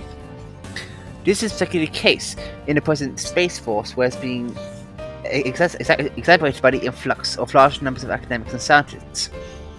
If you use this mentality to contemplate and instead of war for centuries in the future, we'll never be able to ever be able to assert faith in victory. What Comrade Zhang Benzai is peculiar, the colonel said. Is steadfast faith not built on science and reason? No, faith is solid and not founded on objective fact. Then let's take another look at science and reason. Our own science and reason, remember, the Trisolarians' advantage tells us our science is no more than sharks collecting shells on a beach who hasn't yet seen the ocean of truth. The facts we see under guidance of our science and reason may not be true. Objective facts, and since that's the case, we need to learn how to selectively ignore them. We should see how things change as they develop, and we shouldn't write off the future through technological determination and mechanical materialism. Excellent, Sheng Wenzi said, and nodded at him to continue. We must establish faith in victory, a faith that is a foundation of military duty and dignity. When the Chinese military once faced a powerful enemy under extremely poor conditions, it decided to firm faith in victory through a sense of responsibility to the people and the motherland. I believe today a sense of responsibility to human race and to Earth civilization can encourage the same faith. But how is this to go about specific ideological work? Asked an officer. Space Force is made of complicated parts, which means that its ideology is complex, so we got to work it out for us. I think that for the time being, at least, we should just start with the mental condition of the troops, Zhang Benzai said. Big picture. Last week I visited troops from the Air Force and Naval Forces and have this brought under our branch, and I discovered that the day-to-day training forces is incredibly slack. Small picture problems with military discipline are cropping up with increasing frequency. There was supposed to be total switch to summer uniforms, but a lot of them in the headquarters are still wearing their winter uniforms. The state of mind must be changed as quickly as possible, and look at the Space Force as turning into an academic of sciences. I'll skip ahead. Zhang Benzai, I know you have faith in victory, like we're a father like that. It would be impossible for you not to, but things are definitely not as simple as you say. I don't know what you base your faith on, and I don't even know what else your faith encompasses. Just like a father, I admired him, but I have to admit that in the end, I couldn't figure him out. Sheng document in front of him. Research on space warfare theory is in full swing at present, but one problem has cropped up. The study of interplanetary warfare needs to be founded on a certain level of technological development. No doubt about it, but right now the basic research has only begun, and technological breakthrough will occur far in the future. This means that our research has no support. Headquarters has advised the research plan in light of circumstances and divided. Right, let's just push forward a bit, because it talks about this. Actually, I won't. This is actually irrelevant in terms of the themes. If it was a more intense book analysis, I would go over it. But what this highlights is a theme that will come up later in the thing, where this talks about faith in humanity. I won't actually. Yes, I will stop here because I need to talk about the next section in more detail because it has greater consequences. The next section is beginning of Wallfacer's plans. Wallfacer's plans, therefore, is beginning of this. I'll be to the point here. I'm looking for a mushroom cloud. Something like this. Mr. Ray Diaz, no one here is interested in politics. Ray Diaz leaned in to take a look at terminals, but saw only scrolling data and shifting colors. Then yada. Mr. President, if you're here to look at a mushroom cloud, don't. It's not there. I'm not president, really, as he accepted the cloud to him. Then you ought to not talk about what we can do for you. Design a nuclear bomb. Of course, Los Alamos may be a multidisciplinary institution, but I suspect you won't be here for any other reason. Can you give me more specific what type, what yield? The PDC will send you a complete technical requirements. Before long, I just need to brief you on the key points. Large yield, the largest yield possible, as large as you can make it, 200 megatons absolute minimum. Alan said in for a moment, then bent his head in thought. That will require some time. Don't you have mathematical models? Of course you do, but we have models for everything from 500 tons shells to 20 megaton bombs, from neuron bombs to EMP bombs, but the explosive yield you're asking for is far too large. It is 1 10 times the world's largest thermonuclear device. It would have a total different trigger and require an entirely new structure. We don't have a model that fits. They spoke with some module planning for various research projects, and when time came to leave, Alan said, "Mr. Ray Diaz, I know you're the best physicist on this stuff at the PDC. I'm sure I assume they told you about the application of nuclear weapons into space warfare. You're permitted to be redundant. Very well, in space warfare, nuclear bombs may be low efficiency weapons, but since nuclear explosions produce no shock wave in the vacuum of space, and it's only negligible pressure from the light they generate, they do not provide any mechanical impact found in explosions in the atmosphere. All the energy is released in the form of radiation and electromagnetic pulse, at least for humans. Radiation and EMP shields is a fairly mature technology, and if that target is actually hit, that's the thing altogether. In that case, heat will be a decisive factor, and the target may be melted or even vaporized. But one bomb of a few hundred million will probably be as big as a building. So I'm afraid it won't be easy to score a direct hit. In fact, the mechanical impact of a nuclear bomb doesn't measure up to kinetic weapons. Their radiation is less intense than particle beam weapons, and their thermal destruction can't compare to gamma ray lasers. That's a highlight of this, in which will lead to later events. I will talk more about this later on, where it's more relevant. Now we move on to a second idea proposed by the program. This one actually backfired in the grand scheme of things, ultimately inspiring rather than hoping humanity, but increasing suicidal tendencies in the ETO itself, because of the comments made later. But let's go on to it. Let's get straight to the point. Here we go. Tyler started with instruction. I need to establish an armed forces in space that will supplement Earth's fleet but be under my command. Just one sentence in, and the hands of the other two Wallfacers shot up. Mr. Himes and I have been accused of overuse of resources in our plans, Ray Diaz broke in. But this is absurd. Mr. Tyler wants to have his own space force? I didn't say space force. The intent is not to construct warships or large spaceships, but to establish a fleet of space fighters. They'll be roughly the size of conventional Earth-based fighters and will carry a single pilot. They will be like mosquitoes in space, so I dubbed them the Mosquito Swarm plan. The formation needs to be at least equal to the size of the invading Trisolaris fleet of 1,000 ships.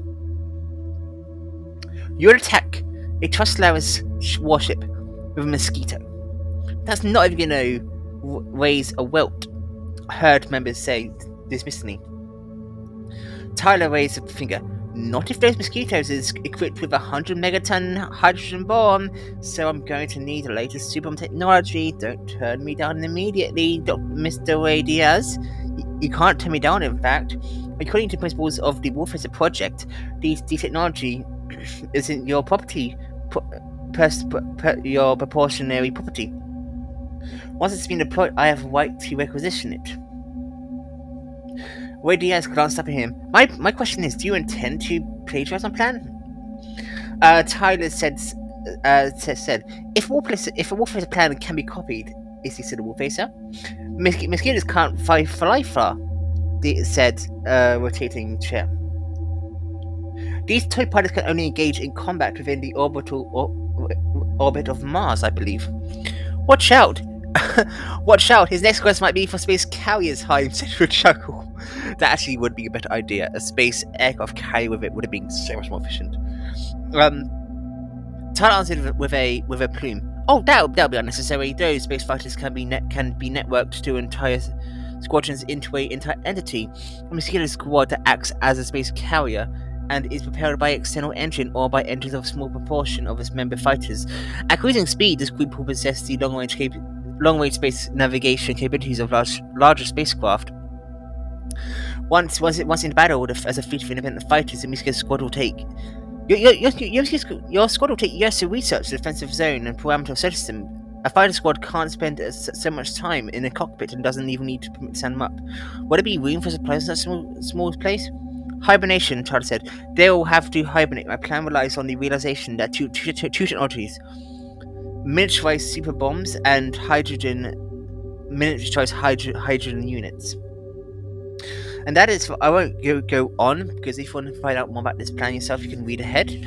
But what I will say about this is, it's basically promoting a kamikaze sort of doctrine, which is not necessarily going to be the smartest idea, because if you know history itself, kamikazes was when they were losing and they still lost anyway. This plot point is continued, where it says,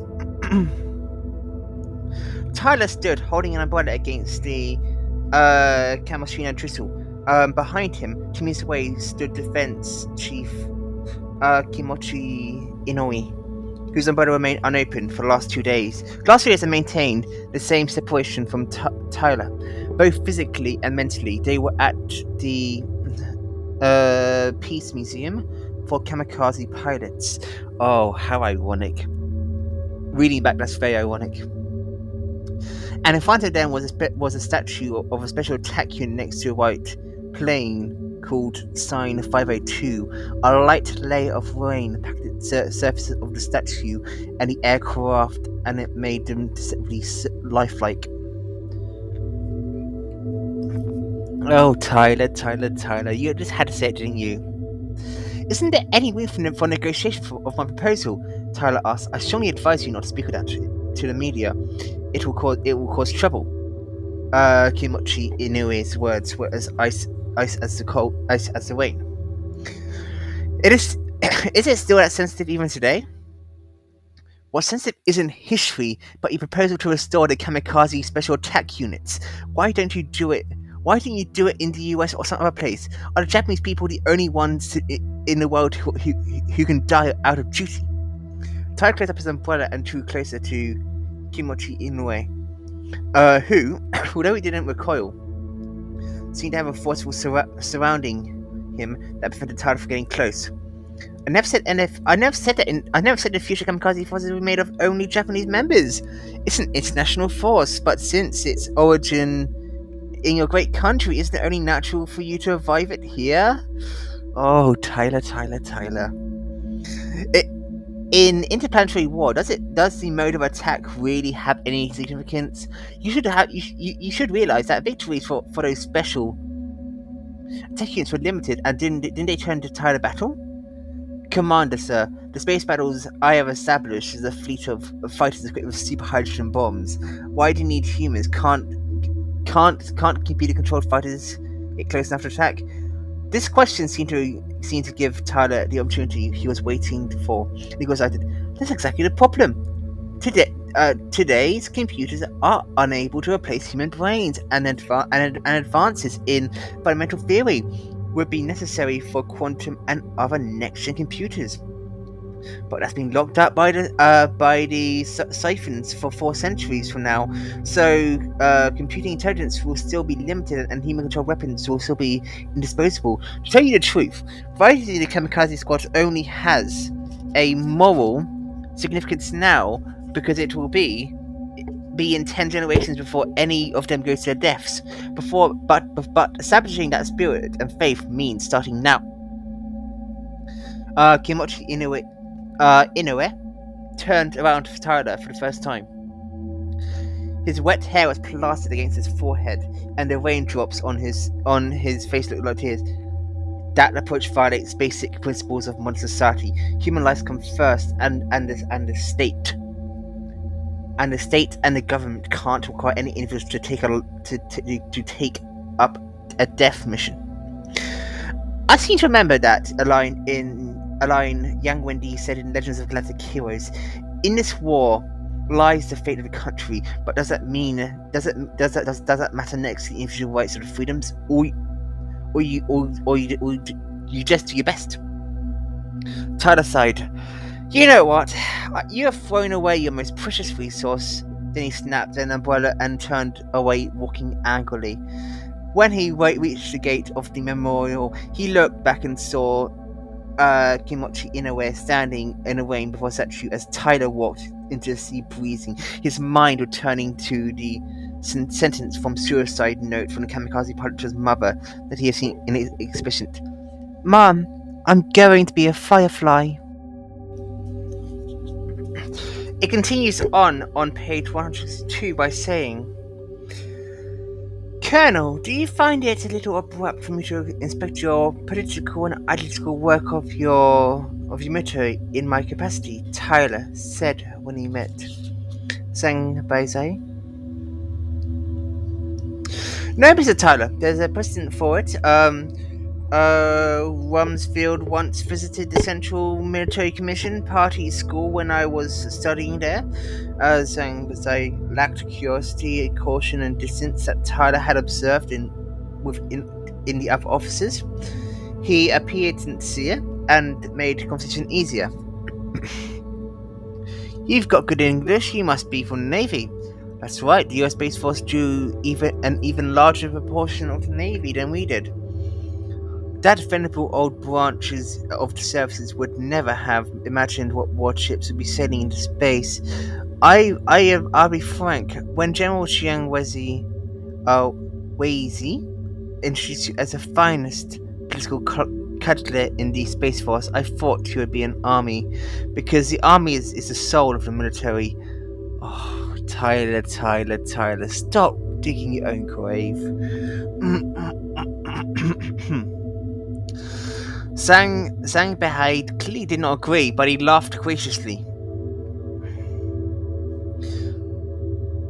The same soul is found throughout the different branches of the military in every country's space force.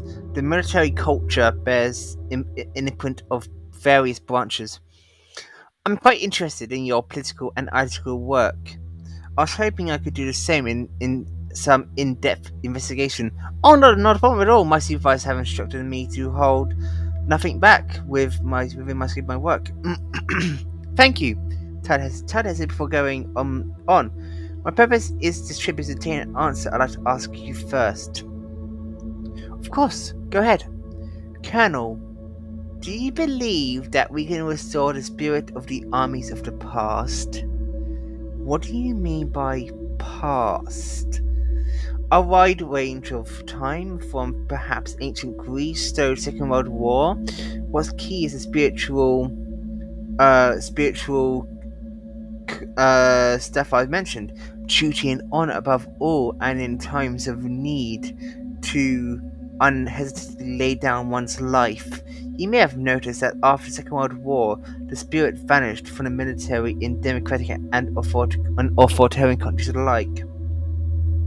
The spirit of the army is drawn from the country, so it would mean that this past spirit you speak of would need to be restored throughout the society. Our views agree on this point, but Mr. Tyler, that's impossible. Why? We have 400 years in the past. Human societies use exactly that amount of time to evolve from the era of collective heroism of one individual to one of individualism. Why can't we use that same amount to evolve back?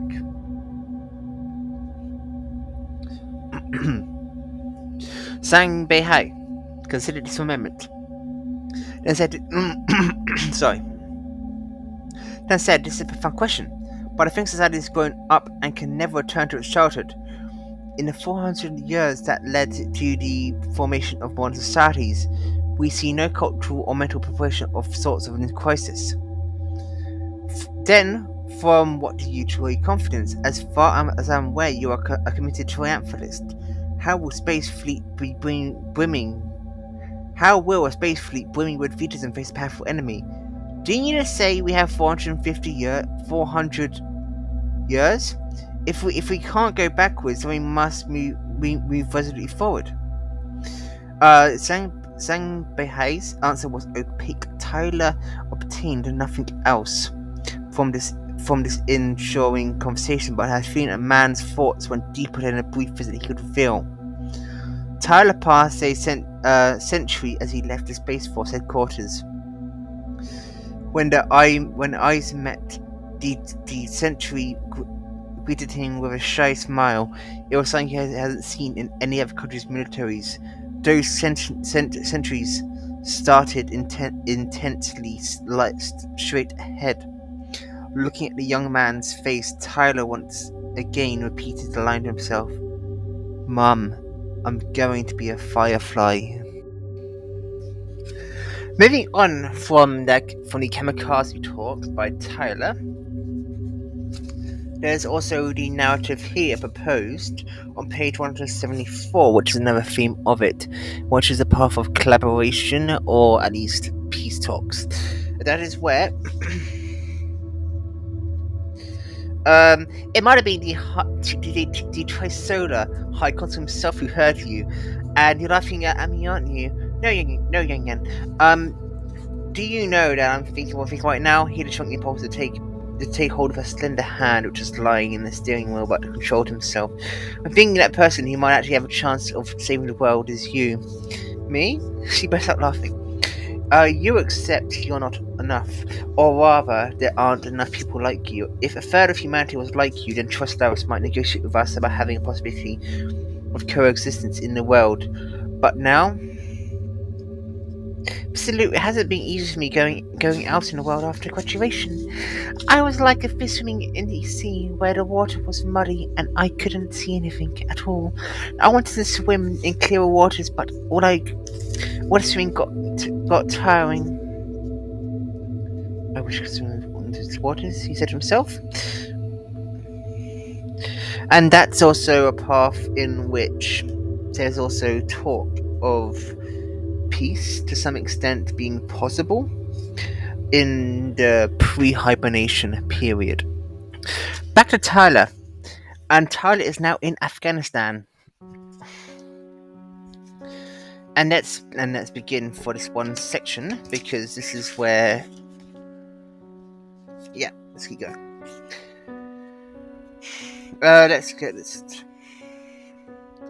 Tyler spat inwardly. Damn it to hell, why did I come to this? As he walked to the bed, he tried to overcome his pain in his hip and inner thigh by adopting a steady pace. He stopped at the bedside before a man that his government had dreamed of finding for so many years. He could barely believe he was real. He looked like an old man's pale face and was like the media always said. This was the kindest man in the world. The man was a peculiar animal, and "I'm honoured to meet you," Tyler said with a light bow. "As am I," the old man said politely. He didn't move, but for a while his voice was reed thin. Sorry, it could render power inert, but it could snap like spider silk. The old man gestured at the end of the bed, and Tyler sat down gingerly, not knowing whether or not it was intended as kindness. There was no chairs, after all. The old man said, "You must be tired. Is it your first time on a mule?" "Oh no, I rode one when I visited Grand Canyon, although his legs hadn't hurt so much back then." "Are you doing well?" The old man slowly shook his head. "Surely I can see that I don't have long to live." A playful light suddenly entered his deep eyes. You're about at least slightly personal to want me to die of illness. I'm truly sorry." The irony in his last sentence pricked Tyler, but it was the truth. One of his greatest fears has once been that a man would die of illness or old age. The Secretary of Defense had prayed on many occasions that American cruise missiles and special forces bullet would drop on the man's head before he died of natural causes. Even up to the minute before death, natural death would be the man's greatest triumph and mark the failure of the war on terror. Even now, the man was edging on glory. There had been opportunities, of course, once a predator drone had snapped his picture in a courtyard of a mosque in the mountains of North Afghanistan, simply crushing the drone into him would have made history, not to mention the fact that he had been carrying Hellfire missiles that day. But a young officer on duty lacked the courage to make the unilateral decision. He made the positive ID and had brought up to a command chain when they checked again Tyler was gone. Tyler roused from his bed and erupted in anger and shattered a precious piece of Chinese porcelain he had at home. Tyler wanted to avoid the awkward subject, so he brought out his briefcase and set it on the bed. "I have some work for you," he said, opening the case. He took out a set of hardcover books. "This is the latest Arabic version." With efforts, the old man reached out with a hand as thin as kindling and plucked the bottommost volume. "Ah, I've only read the first trilogy, and now I read by someone by the others, but I have never time to read them and lost them. Excellent, thank you, I like it very much. There's a legend that says your name organizes after these novels." The old man set the book gently to one side and smiled. "Let it stay a legend. You have your wealth and technology. Legends are all we have." Tyler picked up the book. The old man sat down and faced him like a Parsani Bible. "I've come to make you into Seldom." The playful light returned to his old eyes. "Oh, what do I need to do?" Let the organization be preserved." "Preserved until when?" "Until 4 centuries from until now, until Doomsday Battle. Do you think that's possible?" "Yes, if it continues to develop, let its soul and spirit permeate the Space Force, so your organization will be part of it forever." You value that so highly?" Because the sarcasm in the old man grew. "Because it's one of the few things the armed forces are available to humanity uses life as weapon. Fundamental basic science can be frozen by siphons, and this imposes corresponding limitations on advances in computing science and artificial intelligence. In the Doomsday Battle, space fighters will be piloted by humans, and that requires an army who possesses spirit. Lightning Ball requires close-range attacks. What else have you brought with you beside his books?" Tyler stood up slightly from my bed. "That depends on what you need. So long as you can ensure the preservation of your organization, I can give you anything." The old man motioned for Tyler to sit down. "I sympathize with you. After all, after so many years, you still don't know what our needs truly are. You can tell me." "Weapons? Money? No.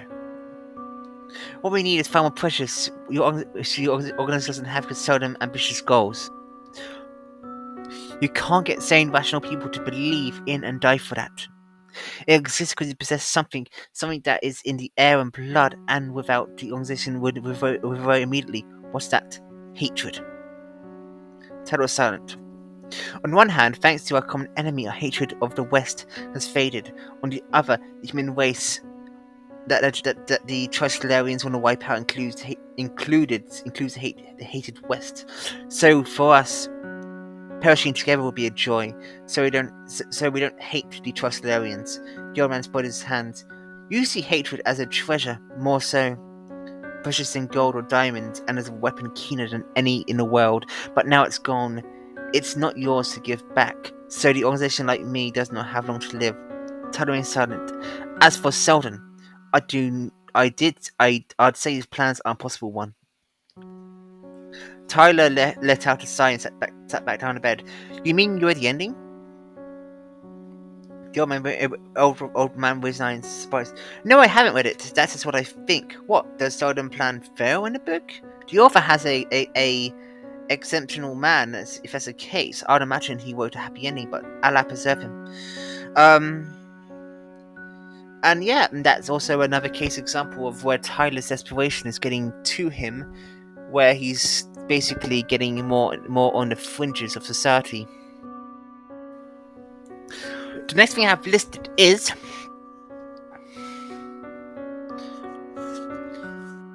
for the most part, Tyler was not blindfolded, given the opportunity to see The steep barren mountain of Afghanistan, the young man who left his mule, even trusted him enough to leave him his assault rifle hanging from the saddle right next to Tyler's hand. "Have you killed anyone with that gun?" he said. The young man didn't understand, but the old unarmed man riding next to him answered for him. "No, there hasn't been any fighting for a long time." The young man looked up questioningly at Tyler. He had no beard on his childlike face. His eyes were as clear as blue sky of Western Asia.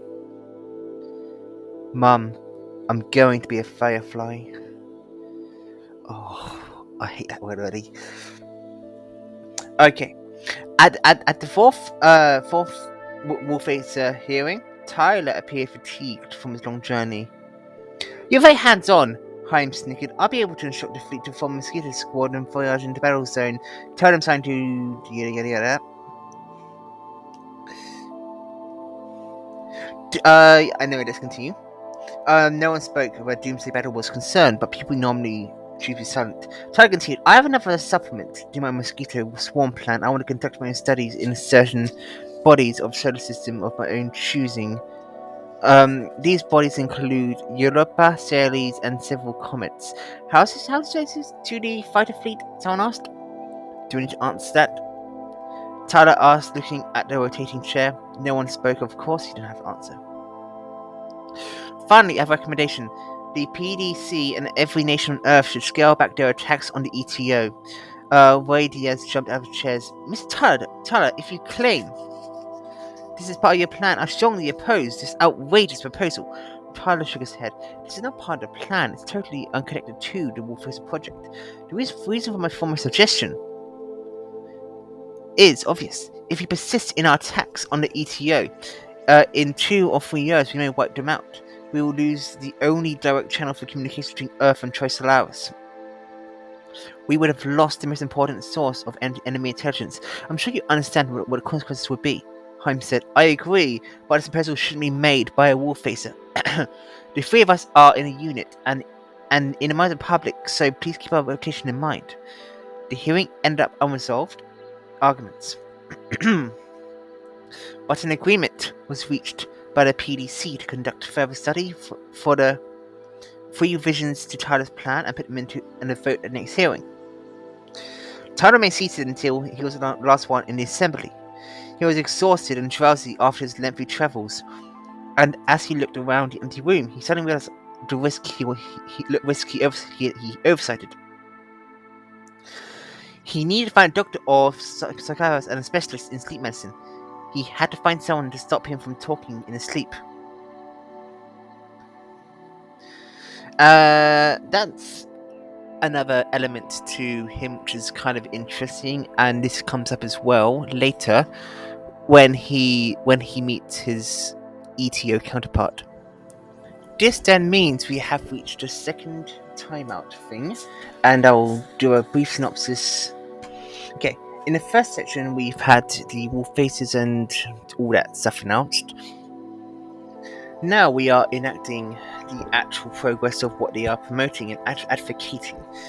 If you're wondering about progress in the book, we're on halfway. So, if you made it this far in one sitting, you're very dedicated and cool, I guess. But if you haven't, it's fine, and welcome back again.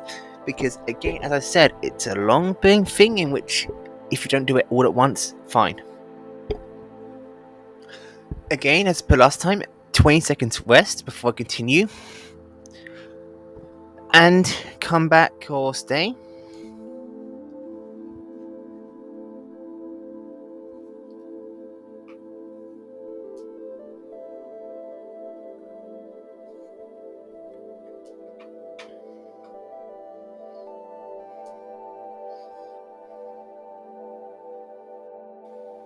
I added this one for a reason. It's because of a later comment. It's simply put, it might not have much impact right now, but it has impact in grand scheme of things.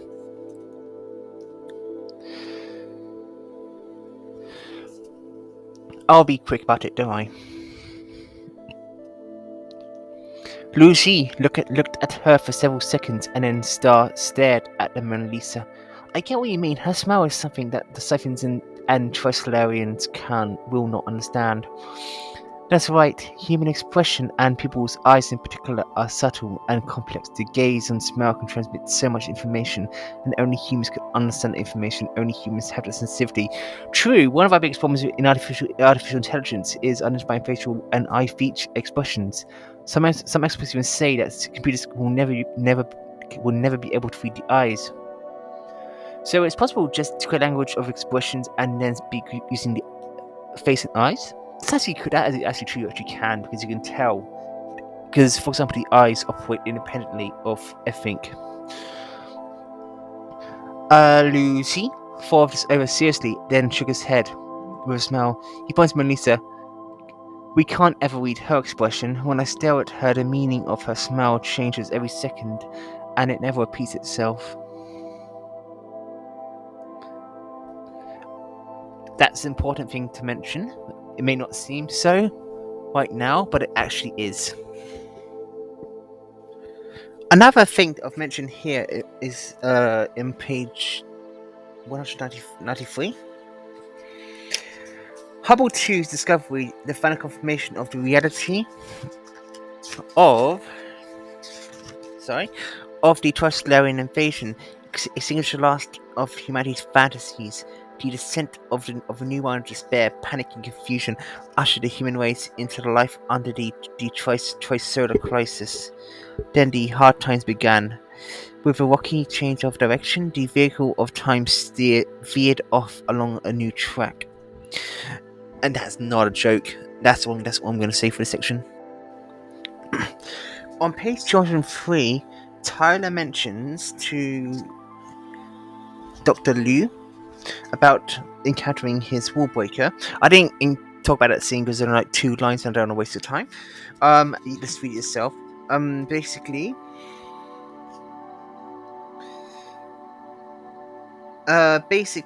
in a nutshell, let me get a comment here.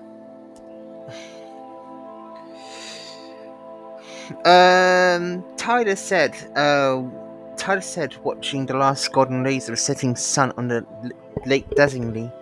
4 days ago, my wallbreaker appeared. That's it. That's what you say. As for Tyler's demise, it comes with Tyler's ETO counterpart actually just demolishing him. I will not say all of it because it's honestly better if you read this yourself, but I can say extras of it. I will basically cut to the chase of it because it's quite a long text. It's actually quite a good text, but you need to read it yourself, realistically. Your plan is eminently reasonable. All your behavior, including trips to Japan, China, and even matters of Afghanistan trips of space kamikaze pilots and spirits with a spirit of self-sacrifice, and your plan to put Mosquito Fleet under your direct control once such failed. That was also entirely reasonable. Continuing.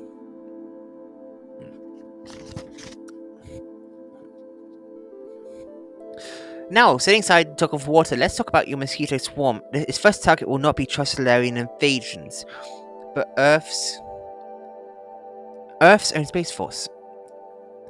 This hypothesis is more of a reach based on the barest of science, but I maintain that that it is correct.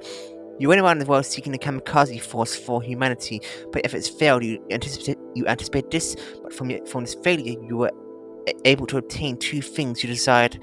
One was total despair in humanity, which you achieved fully. The second was I will discuss in a moment.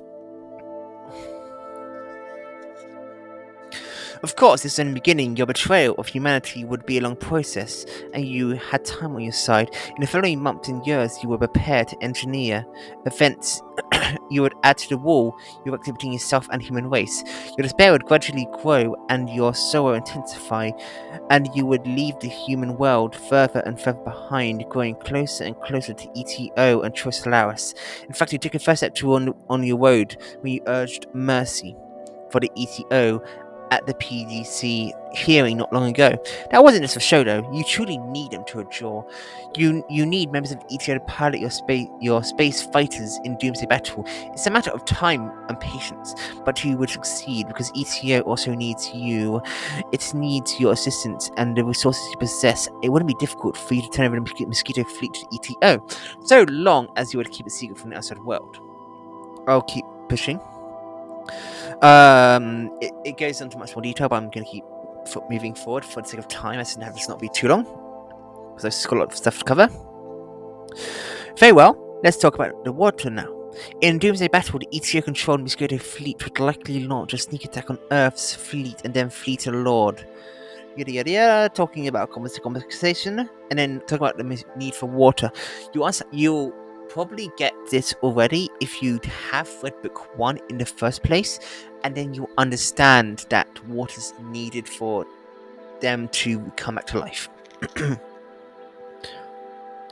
Water on their 4th century voyage. Most of the water in the Trisolarian fleet would be used up.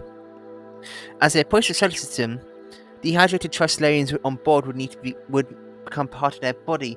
Clean water would certainly be preferred than stale water. Basically send an iceberg of water to ships so they can dehydrate and expand. And because, as you know, they don't actually die when they dehydrate. And yeah, that's basically it. I will tell you basically next when he commits suicide. Now, as for Tyler's death itself, it's actually a tragic death, actually, all things considering. I will read this in full because this is actually a significant moment in the story itself.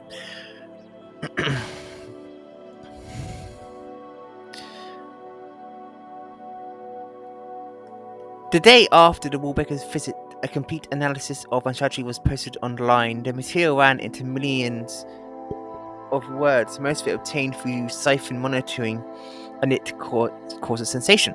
The day before yesterday, the PDF called a hearing on the issue, which resolved the following: Wallfacer plans may not contain anything that poses a threat to human life. If a plan actually existed, then its execution would be a crime against humanity.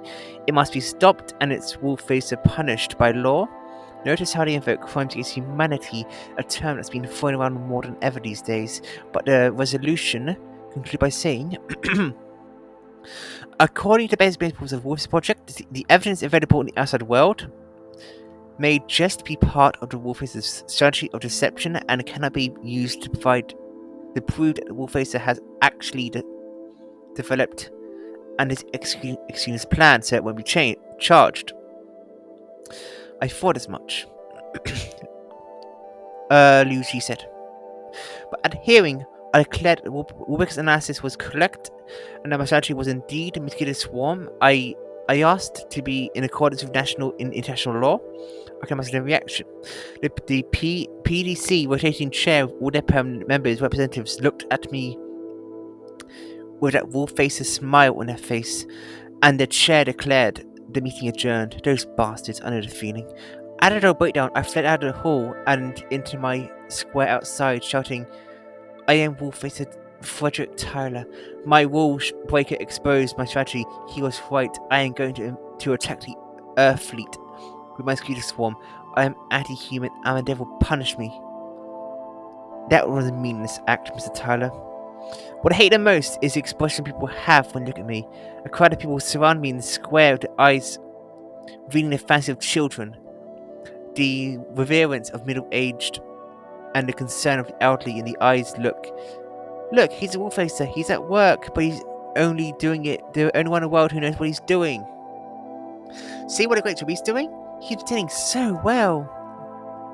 How will the enemy know what his wolf strategy is? That's great strategy that only he knows, and that there will be salvation of the world. Complete and utter crap, those idiots. As Tyler said at him, a thin smile wavered in his pale face, and then developed into full-blown hysterical laughter. Ha! Expressing the Wallfacer smile. A smile from one Wallfacer to another. You think I'm at work, you think I'm acting part, and you think I'm stage well, he cracked again. How did we end up in such a hilarious situation? This vicious cycle will never be free of, Mr. Tyler, Lucy said and sighed softly. Tyler's laughter stopped abruptly. Never be free?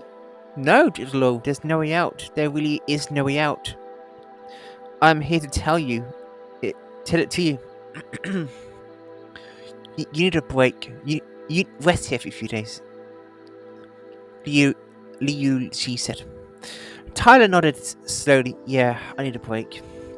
We're the only ones who understand each other's pain, Doctor. That's why I've come. He looked up. The sunset for a while, and the Garden of Eden has grown in a twilight. This is paradise. Can I go for a walk by myself by the lake? You may do what you want here. Take it easy, and I'll call you in a while. Tyler walked down to the lake, leaving Liu Xi to sit down, sullen in heavy thoughts. Let's move on, because that's irrelevant information. He jerked to his senses and ran towards the lake. He wanted to shout, but he was afraid that Xiongyan and Xiaxian of scaring. So he just ran as fast as he could to the quiet twilight swell of the glass hill. The only sound but into a realm of a soft clack inserts itself. The sound of a gunshot from the lake. Liao Xu returned home late that evening after the child was sound asleep. Xiang Yan asked softly, "Did Tyler leave?" "Yeah, he's gone," he said wearily. "He seemed worse off than you." "Yes, that's because he didn't take take an easy path." "Yan, have you watched it recently?" "No, She paused, and Liu knew what she was thinking with the gap widening between life here and life outside. The difference made her uneasy. Is our life really part of the Wallfacer plan? She asked at him with an innocent face.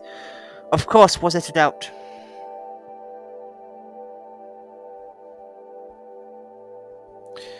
And let's just, yeah.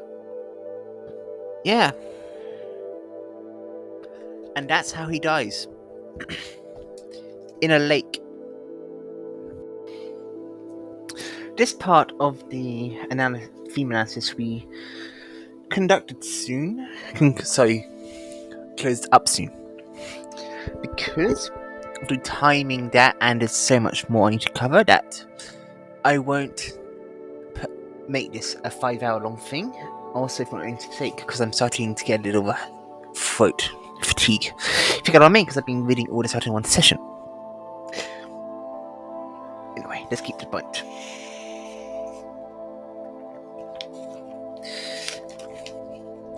At the start of the hearing, the rotating chair spoke to Strong that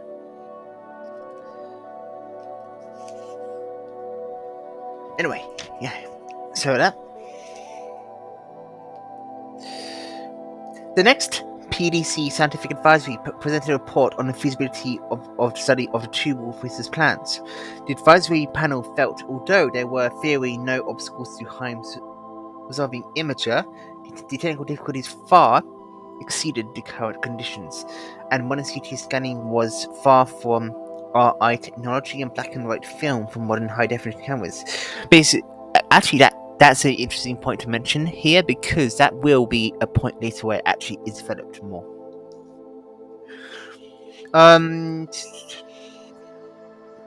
That's it. Anyway, let's continue. Basically saying there's nothing new we can do. There's nothing more we can do for 20 years. Heim said. 20 years is the most optimistic estimate. As scientists, you ought to know the most cutting-edge technologies like that. Then the only thing to do is hibernate and wait till the arrival of capable computers. Ray Diaz said. I decided to hibernate too. Hines said. If that's the case, then I ask the two of you to greet my success in 20 years, the chair said with a smile. The mood was more relaxed, hearing Now that two Wallfacers had decided to enter hibernation, the hearing participants sighed with relief. The emergence of the first Wallbreaker and his Wallfacer's suicide had dealt a heavy blow to the entire project. Tyler's suicide, in particular, had been a foolish act. If he had lived, people would had still been in doubt whether the mosquito plan would have been his plan. His death was tantamount to final confirmation of the existence of his terrible plan. He had fallen out of the vicious cycle of his life, prompting increasing murmurs of criticism of the Wallfacer project amongst the international community. Public opinion demanded further restrictions on Wallfacer power. But the very nature of the Wallfacer project meant too many restrictions would make it difficult for the Wallfacers to conduct their strategic deceptions. Rendering the entire project meaningless. The Wallfacer project possessed a leadership structure that human society could never have seen before, and required time to adjust and retrieve a buffer period that would take place. A few days later, in an top-secret underground structure, Ray Diaz and Hines entered hibernation.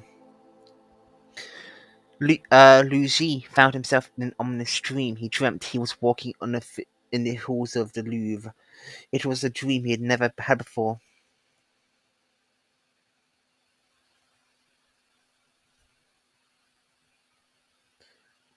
And yeah, I'll just conduct anything final thing. And it ends basically with the PDC kidnapping Dr. Lou's family, which I'll go into when I get back with part 2. I hope you enjoyed this part 1. And I am now basically 45% done with the book. And if basically, in a nutshell, the themes in this segment have been about the creation of the counterattack plan itself and its pitfalls. A lot of these aspects will be more extracted upon in the future and we'll get more elaboration. But this is part 1. I hope you enjoyed the themes of the Dark Forest.